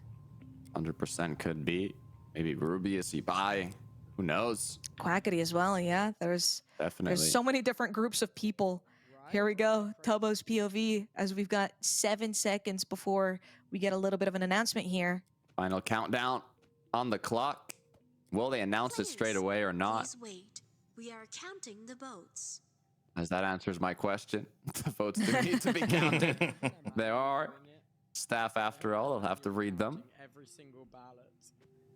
That would be epic. I wonder what that That's is. how Look you at can that. confirm. Is that Maybe some lunch. Yeah, I don't know. Maybe they're hungry. Either way, you can see even just sitting here waiting for the results is a little menacing. The You're players just designated for the quietly special waiting. role are Oh, here we go. players Least amount of votes. 180, 8, Oh, 152, 136, Wait, loads of players 29, it's 0 votes. Okay. 101, 47, 68, 81, 154, 159. Wow, there's a lot of players getting 46, picked. Yeah. 84, This is crazy. 110, 179, 160. You can even see. 116. People was wondering, 38, why are so many people getting 153, 106, votes here? 183. Please follow A special role is assigned to a significant amount of players. Yeah. Wow. The most There amount it of votes is. was 2 votes for someone that got assigned. Move to the next. Okay. Only There the they players go. with a special role. are gonna move Ooh, forward. this is a fun room. I love the colors. What Is that a map on the wall? What does it mean though? Let's see. Lock Yes. Avenue. Okay. This is definitely some sort of map. What did you see Now on the left? question is, There was like you can see there's some, I don't know what they Oh, are. like You see 'em? kits? Yeah. yeah, they might just be kits of something to grab, perhaps.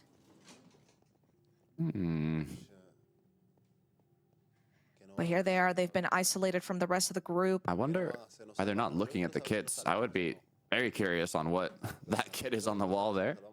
Right.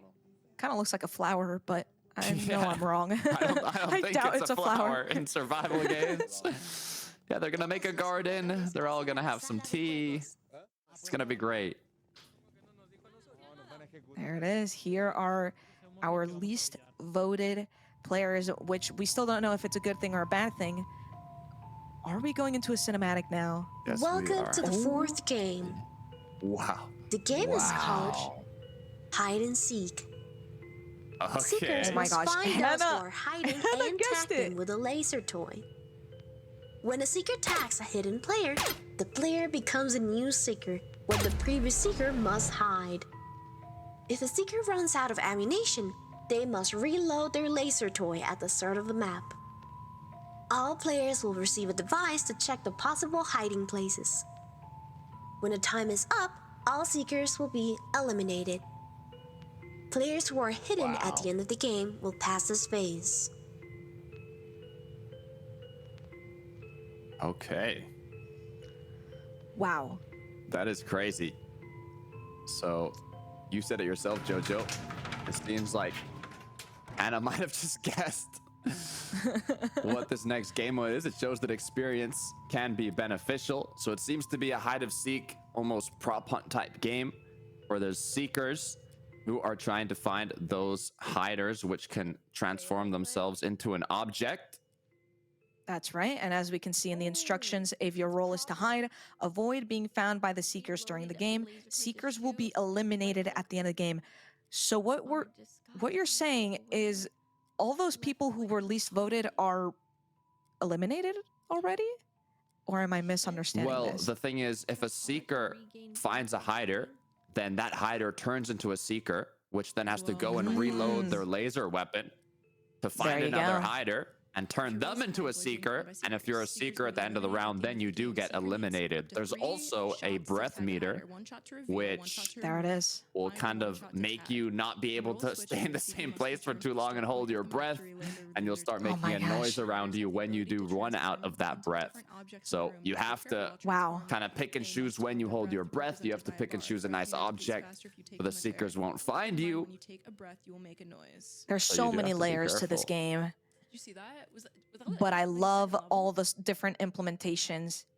I should have been looking at the map. The seekers can tag hiders and swap roles. So of course, you know, there's so many layers to this. You're not immediately, you know, sort of eliminated, but you definitely don't want to get caught. As you mentioned, there is the sort of breathing mechanic that if you're able to hold your breath when someone is near you, they won't be able to find you. But otherwise, if you're not holding your breath, it will be making noise. Up there. Yeah, I'm thinking this is gonna be tough. You saw the amount of seekers that were chosen for this game mode. There is 161 players, so I guess in correlation to the amount of total players hiding, it isn't that many, but a lot of people are gonna get eliminated in this round. That is absolutely correct. As you can see on the little preview on the right side there, the map is being showcased. It is huge. Oh yeah. And yet, it's so menacing seeing all the toys and the toy boxes. There's so many objects that you can transform yourself into. Right. But It looks so sick. I don't even know how many. So I believe the seekers get 3 shots. So you have 3 chances to find somebody hiding, and it's not worth it to just go around shooting objects. You kind of have to get a clue, whether it be the noise from them running out of breath or them moving around or something like that.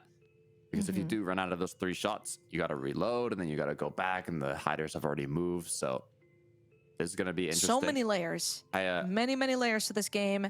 I'm very curious to see how it'll play out with some of the players who are maybe more prepared for something like this. I mean, we saw Hannah literally guess what the game was going to be. Meanwhile, other people were just kind of confused. Yeah. I mean, I see people asking in the chat, so to clarify, if you are a seeker and you do find somebody that's hiding and you tag them with that laser gun that you get, you will turn into somebody that's hiding. Your opponent that you tagged will turn into a seeker, and then that seeker will have to go and reload the ammunition, so it will give that person that was a seeker a bit of time to hide now and survive if they do end up finding someone. So a strategy could even be, if we do have that timer, knowing when the seekers will be eliminated, if they have a very good idea of where someone's hiding, but that person hiding doesn't know that they know, they could just kind of wait it out till the timer is very low on time, and then run up to them and shoot them with the laser in the last minute to cause them to turn into the seeker, which could be an interesting strategy. It would be an interesting strategy, but remember, it may take up to 3 shots. Yeah. So, you know, it's kind of risky leaving it for last minute in case you miss or anything along those lines. It's a bit of a risk. And a I strategy. see Hannah and Purpled. Yeah, trying to figure out what's the best case scenario here. Tubbo maybe potentially doing some parkour and trying to land on the teddy bear. Not making it, unfortunately. Taking a lot of fall damage there. That was a little scary. Imagine you just see Tubbo eliminated. Yeah. It's like, well. Before the game even starts. Oh my goodness. So much for that. Of course, there's still a minute and a half before the Seekers are released.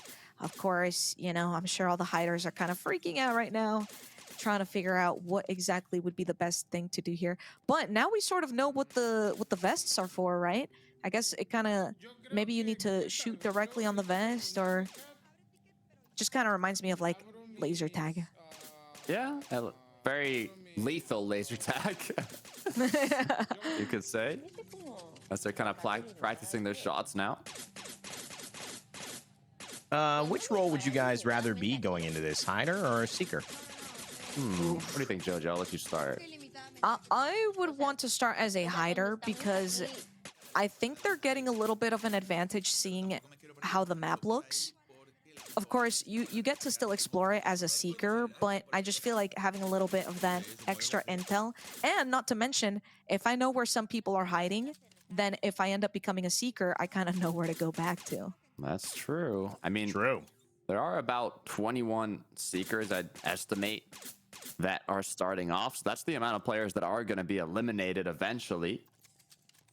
So that's true. The thing is, I think starting as a seeker wouldn't be too bad with the amount of people that are hiding. I feel pretty confident that I'd be able to find someone hiding, but like I said, I'd probably try and apply that strategy I was talking about earlier. So we'll see if they can use their ammunition wisely, as they only get a certain amount of shots to find these hiders. That's right. You can actually see on the bottom right corner that it says 6 out of 6. So I guess they get 6 charges before they have to recharge their laser guns. And it seems like it has begun, as you can see they're using this sort of device to identify if something is a real toy or if someone's transformed into this.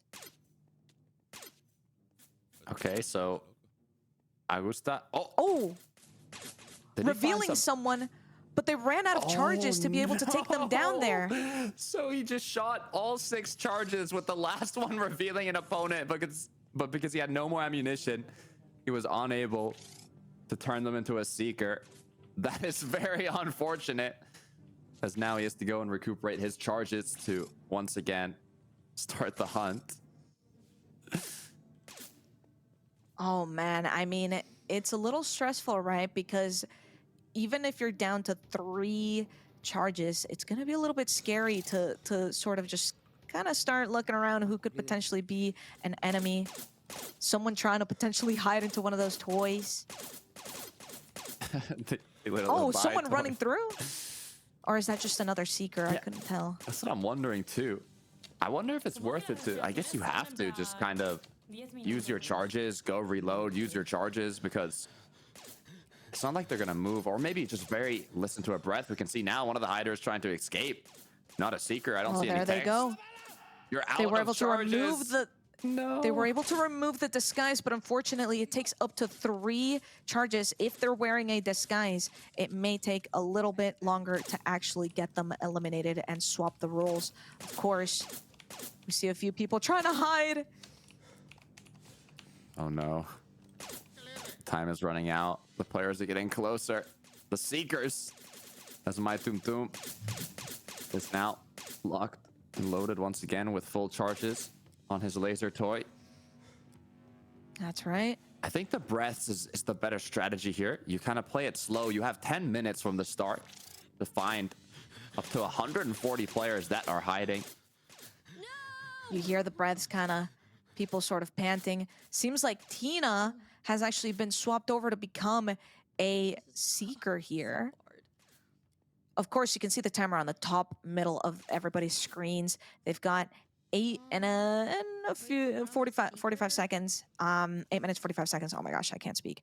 To finish off the minigame. So there's still a little bit time to recover and sort of figure out what the next strategy is. But of course, that clock is ticking. That's true. You made a good point earlier on that if you do start as hider, you see where a lot of the other players hid, right? You could try and like keep that in mind.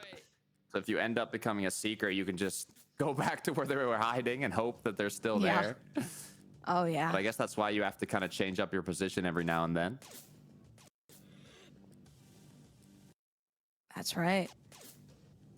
Keeping an eye out on all the different toys. Wanyad here. Yeah, looking sort of preserving their charges, trying to hear some breaths. And there it is. Finding one. Using the breath to find an opponent here.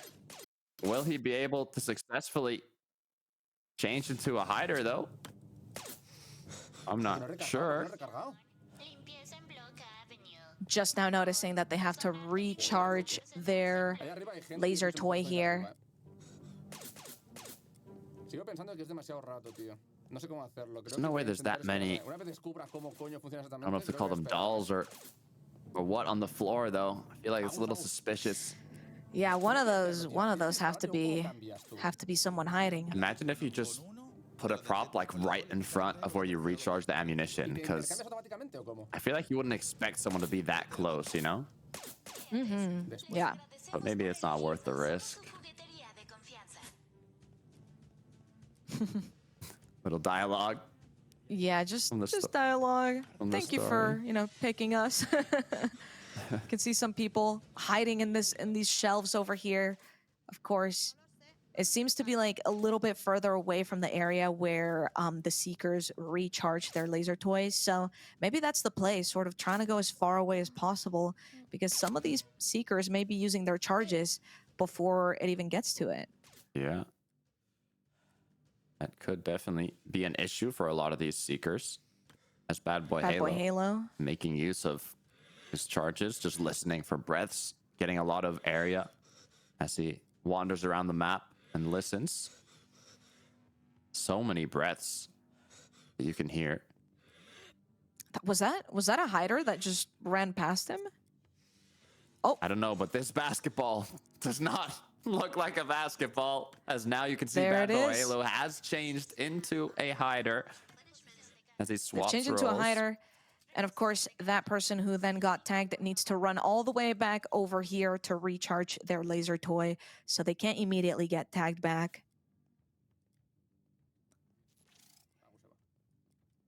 Yeah, you can see. You can pick some objects that you want to transform into. I don't believe you can transform into every single object, though. There's only That's right. certain It gives you a ones. little bit of a hint of what to look out for when sort of going through the different areas of the map. Yeah, that tool that she actually has in her hand, once she right-clicks an object, it tells her on the screen if that object can be transformed into or not. And it looks like a breath from a player. Might have just allowed another swap. But Foolish now. here now has become a Seeker. So now having to come back over here, recharge up their laser toy. There it is. He was able to recharge it, and now he is heading back into the toy store to figure out Yeah. who to eliminate. What's interesting about this is the players are pretty comfortable right now. There's 4 minutes and 40 seconds left. But once we start getting to 60 seconds, less than a minute, you'll see the pressure start kicking in here. As once that timer hits 0, all the Seekers that are still currently Seekers will be eliminated. And the people that are hiding will survive. What a guess. I didn't even see the breath. Just instantly knowing that someone was hiding there, probably from when they were a hider to begin with. So they instantly just tagged someone else saying, this is none of my business. I'll see you later. Renrise also doing the bit of a swap here. Yeah. Oh, trying not to get tagged here. That's scary, though. If you're a Seeker and then you swap with another Seeker beside you, that Seeker can just shoot at you. Which is what happened to Renrise, so you do have to be careful. I'm a Blitz here, tagging someone and getting away with it. Oh no, but someone is chasing with a laser toy. Of course, again, you only get 6 charges before you have to go reload. So it seemed like that person had already used up 3 or 4 charges. No, es que una vez que te encuentras valen madre ya bien rápido. I'm at Blitz. Has chosen to turn into one of these boxes. El tema de respirar. That's a basketball. Basketball, yeah. I mean, I know it's Minecraft, all right? when you stop breathing, the basketball kind of deforms a little bit and you peek out of it. Looks like a basketball-shaped box or something they're jumping into. As now, Otoman is on the hunt with his 6 charges, but it's not going to take long for him to find a player. Just under 3 more minutes now. I think under 3 minutes is kind of the time to start freaking out, in my opinion. Yeah, at this point, the pressure's definitely getting to you, but I don't think it's extreme yet. Like, in the last 60 seconds, that's when you'll see people start panicking. That's absolutely right. Hannah has been found. So now, now she's a Seeker with 2.5 minutes, less than 2.5 minutes, recharging the laser toy, getting ready to go out there and find someone. Oof, you can see a bit of stress kicking in now, though. Getting closer and closer to that final minute as she finds a player that was hiding very close by. Issue is now, you just saw a Seeker pass her, choosing to take the ladder, and I don't think the Seeker found her. What a beautiful escape from Hannah there.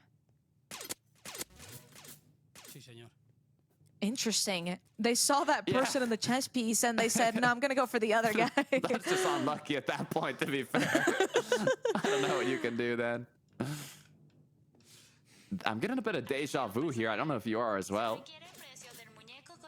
I feel like we've seen Rodena be here before in that exact location as a Seeker and changing into a hider, but once again, she is seeking. 1 minute, 20 seconds on the clock. Now we're reaching stressful moments of this competition. Actually, she just saw someone on the top floor. Yeah, look at them. Of this house. Maybe she's trying to pretend, trying to play cool. She's got 6 charges. Oh, they're exposed. Do they shoot? They're waiting the minute. This is a good. See, this is what I was talking about. You have 57 seconds left. If you just wait till those final maybe 10 seconds to change into a hider. The only issue is if another Seeker comes by now and steals the shot. The only concern is having another Seeker come in and kind of snipe it from you. I don't know. I'd almost change it. I mean, I respect the strategy, but yeah, you can see looking around to see if there's another Seeker close by. Just waiting for the timer to clock down. I mean, now we know for a fact that's her strategy. It is what it is. She's already seen 15 seconds. If I was but hiding only 6 charges. If she misses any shots, it could potentially end her game right here, right now. 8 seconds, I do it already. And there it is. Elded. It's going to be the one in the final moments, gets turned into a Seeker.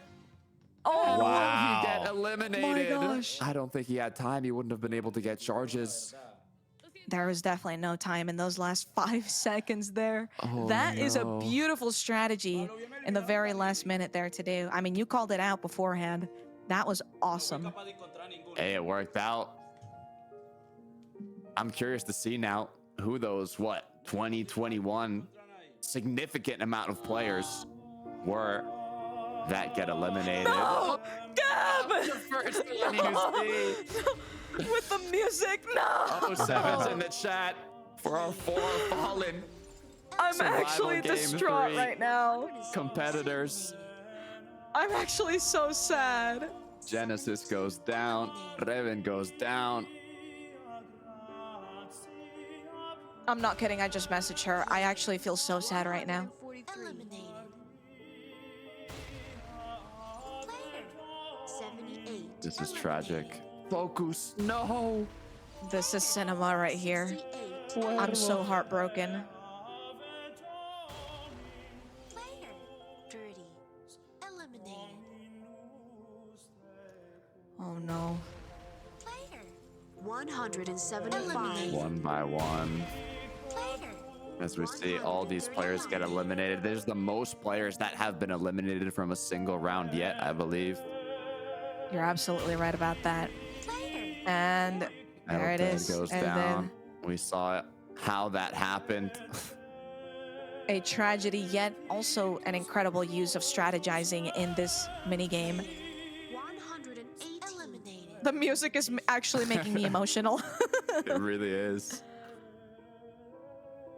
Delantero. What if they'd like bait us and put someone who didn't get eliminated?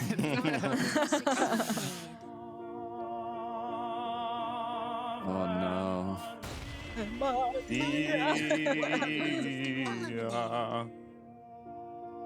Wow. This is sad.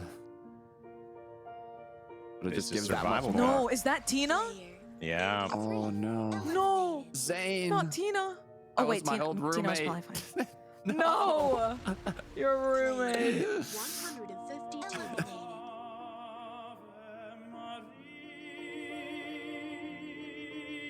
It's gonna give that much more motivation for the players that are still 37. holding on strong as we get closer and closer to 50% of the players getting eliminated. That's right. With this music and this cinematography, the only thing I can do is just 07. Just salute them.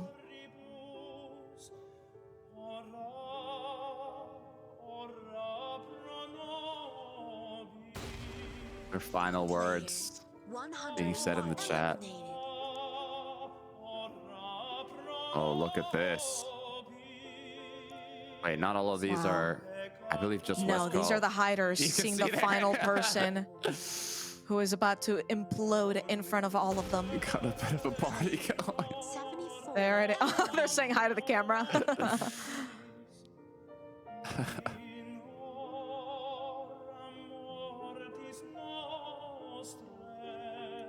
Wow.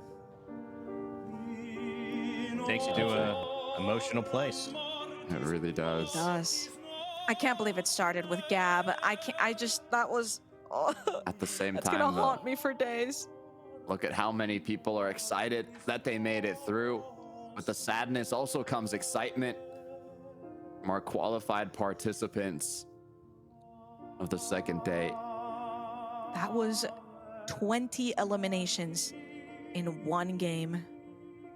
We are down to 141 remaining players. Wow.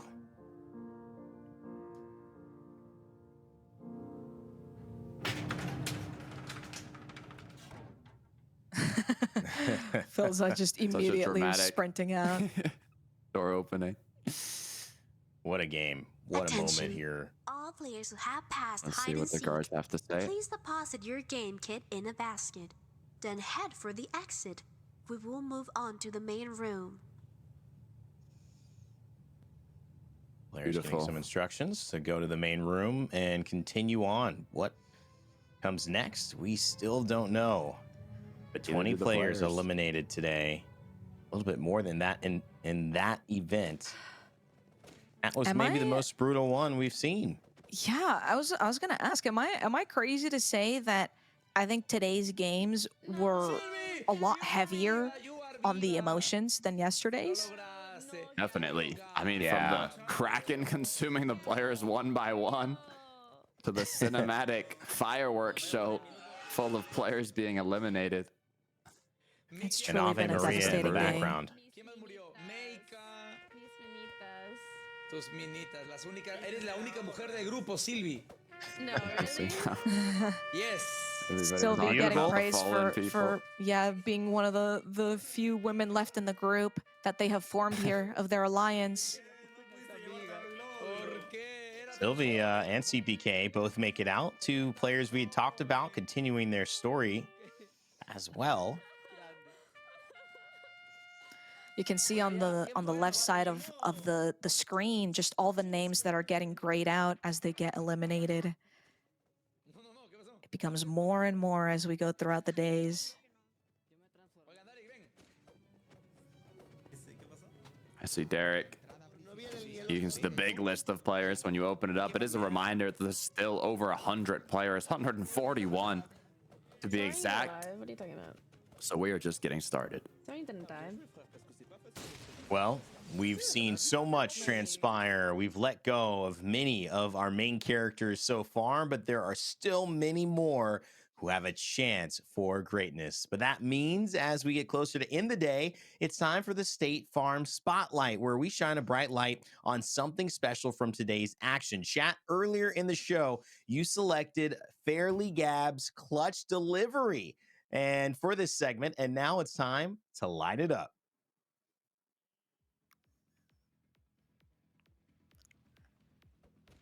Yes, I love this with moment. Gab. I feel like This was JoJo, you should be crazy. the one to kind of, give Gab her send off here because it was it was her last great moment in the games. Oh, don't say that. She had a lot of great moments. Yes, I'm torn. I'm quite torn, but this was honestly such a huge clutch of getting this final coin, literally with 7 people chasing behind you. It was an incredible moment. Of course, knowing what we know now, it's a little bit painful, but I'm still extremely happy that she was able to get through that. And you know what? Moments like that certainly make all the trips, all the hardships, things that don't go quite right, worth it. And I'm glad we got to shine a spotlight on that. Before we get back to the gameplay, let's shine one more quick spotlight on our friends at State Farm. Whether in-game or in real life, State Farm is on your level. Like a good neighbor, State Farm is there. Let's get back into the craziness of the stairs, the up, down, left, right, going back to the lobby here. Look, if I'm thinking on yesterday, we had an opening cinematic, but we also had a closing cinematic for the day. As a reminder, there are 2 mini games that are played out each day for a total of the 6 days of competition. And the previous cinematic, we got a sneak peek of the Kraken, of the boat, of the water. So I wonder if in today's outro cinematic, we're also going to get a sneak peek to what we might see tomorrow. I hope so. I hope so, because then everyone in the competition is going to start, sort of making some little assumptions or some predictions, and I'm curious to see what everyone is going to say. I'm particularly curious to see what Hannah is guessing, because she was able to perfectly guess the hide-and-seek game. So I want to see her predictions. Yeah, that was insane. Like, literally spot-on prediction from the pieces of paper that were being picked. Is she a disguised guard? Does she have 9 million IQ? As we look at Neptune now, kind of discussing a breakdown. Everyone's sort of Of what's talking going about on. their game that they just went through just now in the hide and seek. A little bit scarred as they had to see some of their friends go, but also a little bit happy that they were able to, make their way through disguising as different toys and animals and whatnot to make it to this point today. Es verdad, esa era buena, güey. Ay, tryhards para todo, hijos de su puta madre. I like the players that start kind of strategizing before the games begin, as now they are getting taken back to, I would assume, the bedroom area as the elevator is moving. I definitely think that is what's happening here. And of course, I'm sure these players are quite happy for surviving yet another day. We're going to get to see all these players show up once again for day 3, which would mark our halfway point of the entire competition, which is crazy to say because I feel like we literally just started, which is true, but also at the same time it feels like we're almost done with it already. There's a long ways to go still, Jojo. Don't worry. 140 players left, 139 to be eliminated before we announce our winner. This is just the beginning, and there's already been so many emotions that we felt, the players felt, everybody that's been a part of this event, has been feeling. As now we're back in the main room, the money inside of the piggy bank. You can see the remaining players on the board, and I'm curious now to see how they're going to close out the second day. That's right. You can see as the players are still sort of filtering in from that doorway, but I don't know if it's just me, but I know we're 60 players down from the very beginning, but this does not feel like it's many. I feel like we're already cutting down majority of the players that we originally started with. It's starting to feel so empty already. I feel like it looks like there's been more than 60 eliminated just looking at the amount of people running around versus the first day. Yeah. Right. Sounds so quiet after all the excitement of everybody meeting each other, saying hello, memories from the past, and now they just watched a lot of their friends get eaten by a kraken in front of them, exploded into fireworks. It's more like I shoot whoever I see. I said, ouch! Devastating. Chocobar's sort of explaining her strategy in that last game as people, sort of wonder why she did what she did. But you know what? It happens. All right? You can't question it. If you're in the middle of a very intense moment, you got to do what you got to do. So that's why I should pass by a group of people celebrating. Wee! Wee! That should be it. And then tomorrow will be these two, I think. Jenga. Can see she's strategizing a little bit. Yeah. Something with reading. And if they're team Something games, with reading and something with like a tower. I guess, and then. Ooh, Jenga's that's a a good pretty guess. interesting guess. Yeah. That is what it looks like. I wonder how that would work. It's kind of hard that with the whole Minecraft mechanics that need to be implemented, but so far we've seen a lot of different implementations of games that we can recognize in the real world, of course with their own twist to it. So I'm curious to see how that'll play out tomorrow, if the walls, of course, are giving us proper sort of premonitions of what could potentially happen. So it's funny to see the clips of all the streamers throughout this event with so many things that happen. As we get scared by soaring. I think that was his community activating something, or maybe someone screaming at It sounded like someone got excited. Yeah, a little too excited maybe.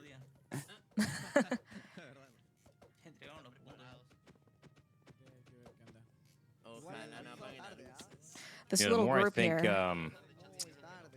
Yeah, Sorry, this you group. go No, ahead. go ahead. I was just kind of going back to the game. I wanted to say this, but I forgot. We're still looking for Fearless in terms of our award for today, and I felt like that final play with Rosa, I believe it was, and it was just, risky as anything to stay and wait that long. That was just a lot of confidence. I felt like that was probably the riskiest but most high rewarded play that she could have made. I completely agree.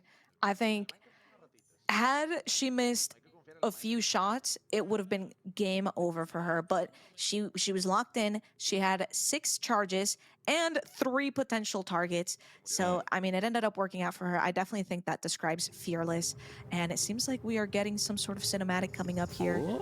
So let's see what the guards have to say for the remainder of today's competition.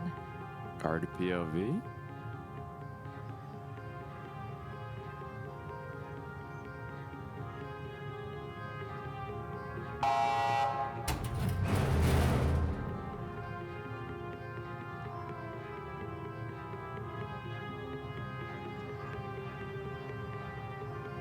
Menacing music. Little scary, little intimidating.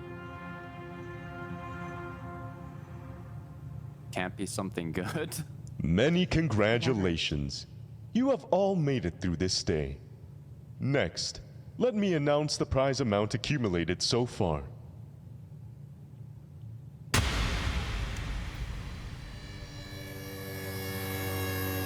we go. We got to see the cash being deposited into the piggy bank. 17,002. How much will it be?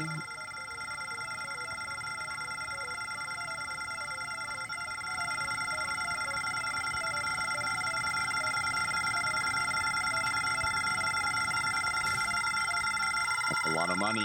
That is a lot of money. I can't even count that high.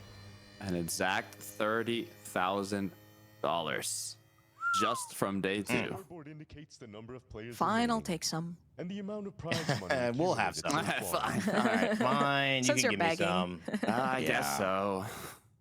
If I must. Well, 60 players have found themselves sent home so far, continuing to stream if they want to, but no longer in the games as Survival Cup 3 finds its first 140 that will progress past day 2. And I know they've got to be feeling very happy about that. Doesn't look like there's nighttime. A lot of relaxation. I mean, how great of a feeling as well for these competitors. They've made it through all 4 games, you know, and the nighttime. That's got to say something to your confidence, Jojo. Oh, yeah. I mean, I know I'd start feeling my ego getting a little bit boosted at this point. Especially, I feel like day 3 is kind of the cutoff point, and then after that, my ego is going to be like through the roof. But yeah, surviving the first 2 days is, you know, something that's completely commendable. And I'm sure they're starting to feel a little bit of pressure now, but mostly excitement, which is what we love to see. You know, yes, there's a lot of competition and you know, a little bit of tension, but at the same time, you can see a lot of people still having fun with it, having a good time. I personally would try to just relax at this point and kind of take my W where I am, you know? Yeah, 100%. I mean, we saw Pujidos a bit ago. He was actually a seeker starting it off in the last mini game. So, you know, he's feeling more than happy now that he's made it this far. Yep. As it's announced that the lights out. Well, the lights will be going out in 2 minutes. You could see Sylvie's kind of facial expressions that I was like, is it broken bottles type of lights out? Is it a normal bedtime type of lights out?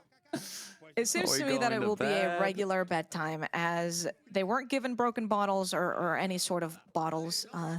So maybe it's just nighttime. Maybe it's time to go to sleep so they can wake up tomorrow and be ready for yet another day of events. You can hear people getting a bit louder. Some screaming happening. Yeah, some ice A bit cream of before bed. chaos unfolding. A little too much caffeine maybe before going to sleep. Too much Dunkin'. Too much Dunkin'. They had that You can never donut have you were too looking much for. Dunkin'.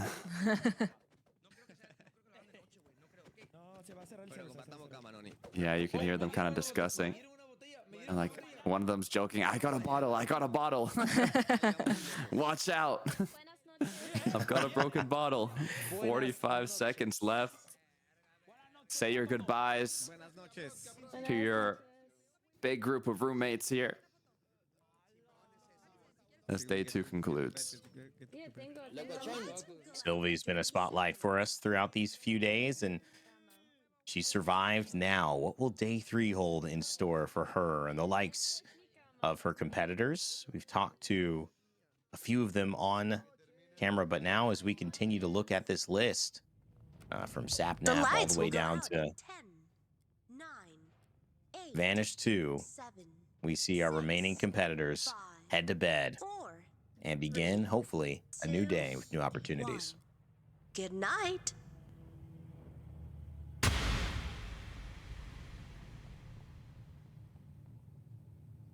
Interesting. I see a player that decided not to go to bed. You should listen to the instructions. I know, that could have been a player 172 eliminated. Got eliminated. Oh, well, here we go.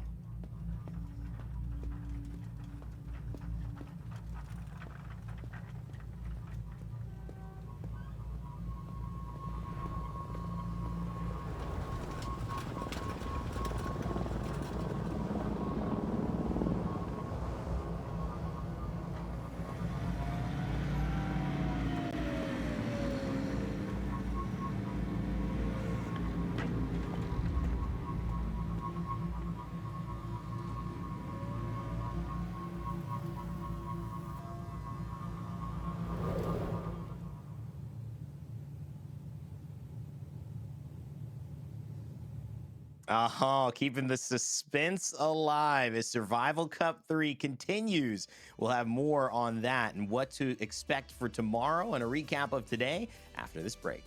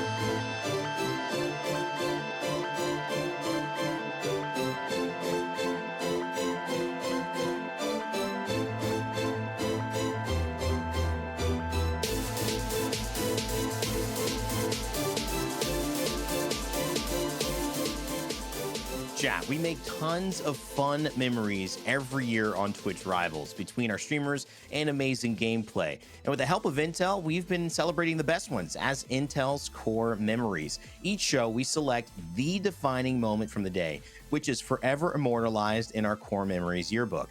Here is today's Intel core memory. No me lo creo.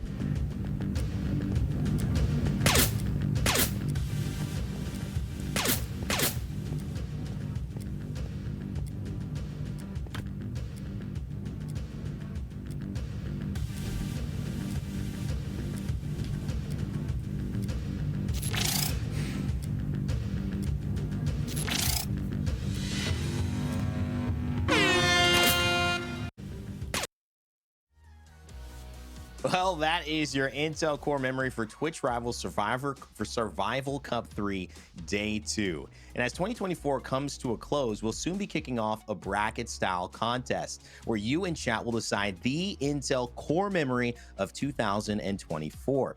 The Intel core memory of 2024, and it just goes along with Intel's Core 14th Gen processors and Intel Arc graphics to allow gamers to stream, create, and compete at the highest levels. Remember, gaming happens with Intel. Wow, we didn't really see that one on camera either, guys. I mean, Guanyar coming in at the very end. There were so many little last-second moments switching from hide and seek to kind of, it's hard to pick just one, but that certainly deserved it. 25 seconds left to find safety. That was close call, but he made it. Oh yeah, that's what we were talking about. I mean, you had 10 minutes from the start, and I believe like the beginning of that was kind of like a warm-up, a tutorial, let's say, to how to, you know, play Seeker, how to play Hider, and those final 60 seconds were what mattered most. Well, you know what I love? I love talking about all the great moments of the day. I'm sure tomorrow when we jump into it, we'll be looking back as well on some of your favorite moments and mine. But there's sometimes narratives that we get a chance to build as they show up. This one has kind of been building for us as we've shown her quite a lot on broadcast and have seen her succeed in multiple different events and now survive all the way until day 3. So without further ado, let's welcome Sylvie to the broadcast for an interview to chat a little bit about how well she's been doing here in Survival Cup. Hi, Sylvie. Can you hear us? I think we can't hear you. You might be muted on our... Hello. There she is. I was muted. Sorry. Well, congratulations on surviving to day 3. We've actually been watching your camera for a lot of the different events, and especially in Sweet Dreams, the first one. So I just want to ask you a question. How have you been approaching this game? Because to us, you've been playing really well, kind of fitting in, not standing out too much, but you've had a lot of really like well-rounded approaches to each of these mini games. So I'll ask you, how are you approaching Survival Cup, and what's your strategy for doing so well? I think right now my strategy is to stay in the middle of the group as much as I can so that my odds of survival are the highest right now. I think it's going to get more difficult when there's less people to hide behind, but I think right now it's working. And I also have a lot of new Spanish-speaking friends, which I think helps a lot. Maybe puts a little bit of a target off my back, you know? I blend in a little bit better. I've been practicing my Spanish. No, I love that. And actually, it's something that we have been noticing here on the broadcast. You've been speaking a lot more Spanish, which makes me personally very proud. But also, we did hear that we had some of your alliances fall. So do you think you're going to be reaching out to more people to make that alliance sort of grow again? Or what is sort of the next step from there? Yeah, well, today we lost all of the girls in my alliance, which isn't a great thing. So hopefully we can try to recruit more girls, you know? make it a little more even in the team, you know? That's probably what I'm just going to try to do. 100%. All right, look, Sylvie, so you've got your alliance kind of going, maybe recruiting some more, but eventually, you know, you're going to get to day 5, maybe you're going to get to day 6. What are you going to do with your alliance if you end up, you know, getting that far? Are you going to like make a truce beforehand, say, you know, we get to this date, we're no longer friends, or how are you going to kind of navigate that? I think it will end up like that. I don't want to take the lead and tell them that it's me or them. So I guess I'll make them make that decision for me. And we'll see, but I do want to win, and it is only one survivor, so we can't all win at the end of the day. You cannot all win. That's true. All right, Sylvie, just before we let you go, any favorite game you played so far? Any favorite moment so far for you that maybe we didn't catch on camera? I don't know. Honestly, my favorite moments are when we're in the bunker. Without any chance of death. Yeah, I mean the games are fun, but I'm just so stressed, and I like not dying, you know. Yeah. Like I get super I get too into it. I'm too stressed out the whole time. It's fun afterwards. Well, you know, yes, after you've survived, I get it. Not dying, just dying stressful. That all makes a lot of sense to me. And you've been doing a great job. We've covered a lot of your action, and we hope to continue to see you succeed in day 3. So get some rest, and we'll see you back tomorrow. Okay, hasta mañana. Adios. Hasta mañana. Adios. There we go. She has been picking up on that Spanish. Let's huh, go. guys? There it is. Hey, un poco de español, not bad. Love to see it. I love it, man. Well, that was great. We kind of got to chat with it. It's a little bit like we thought, JoJo. She is kind of trying purposefully to stay in the middle, stay connected with some alliances, but also not stand out too much. And clearly those games are taking a toll on all of our players. They're stressful in there. So I laughed at the fact that she loved just being out of the game in the bunker, like not die. I mean, to be fair, that's kind of my favorite part too. If I was in that scenario, it's the most relaxing part. You get to just hang out with your friends and maybe meet some new people. But yeah, I mean, as we go throughout the days, we're gonna see more people get eliminated, especially people who are in their own alliances and sort of friend groups. And it's sad to see, but of course, we've all been talking about it, and you mentioned it earlier. By day 6, someone's gonna have to win. There's gonna be one person standing. It's the kind of rough reality, right, of it in the end. But you've talked about alliances kind of getting broken as well as players get eliminated throughout these days. But it also opens up that new option for new friends, right? New community, new alliances to be built throughout the rest of this event. 2 days now have concluded. We still have a lot more to go, so I'm excited to see what alliances get formed. I did really enjoy, too, the fact that she was speaking more Spanish in order to kind of blend in with the large Spanish-speaking creators so that she doesn't get isolated. That was a very strategic, but also it has its other benefits of just making actual friends outside of the game. So great job, Sylvie, for that, and thank you for spending the time to talk with us. It's time, however, chat, to select the winner of the State Farm Golden Khakis Award, and to give a quick thanks to our good neighbors at State Farm, an official supporter of Twitch Rivals. Earlier in the show, you selected today's Golden Khaki Award category as the most fearless neighbor, somebody who did something, fearless and kind of went above and beyond to take a risk and get a reward. Well, here are today's nominees.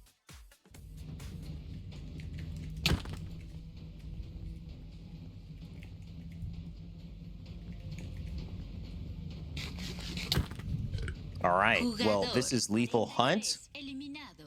It's Cultified on the prowl at night, trying to get some things going on. Now we got Choco Bars going full focus mode to try to get the qualification. Ooh, this was a tough one to get out of. Fighting for that coin, the never-ending fight. And it looks hopeless, yeah. You can see how difficult it was just to catch on to that coin and actually make it happen with all the players surrounding you. This is so early on too in this game mode. You can even see the amount of coins that have been inserted at the top left of the screen. Look how locked in she is, leaning her head in. is in the full the monitor. Gamer lean.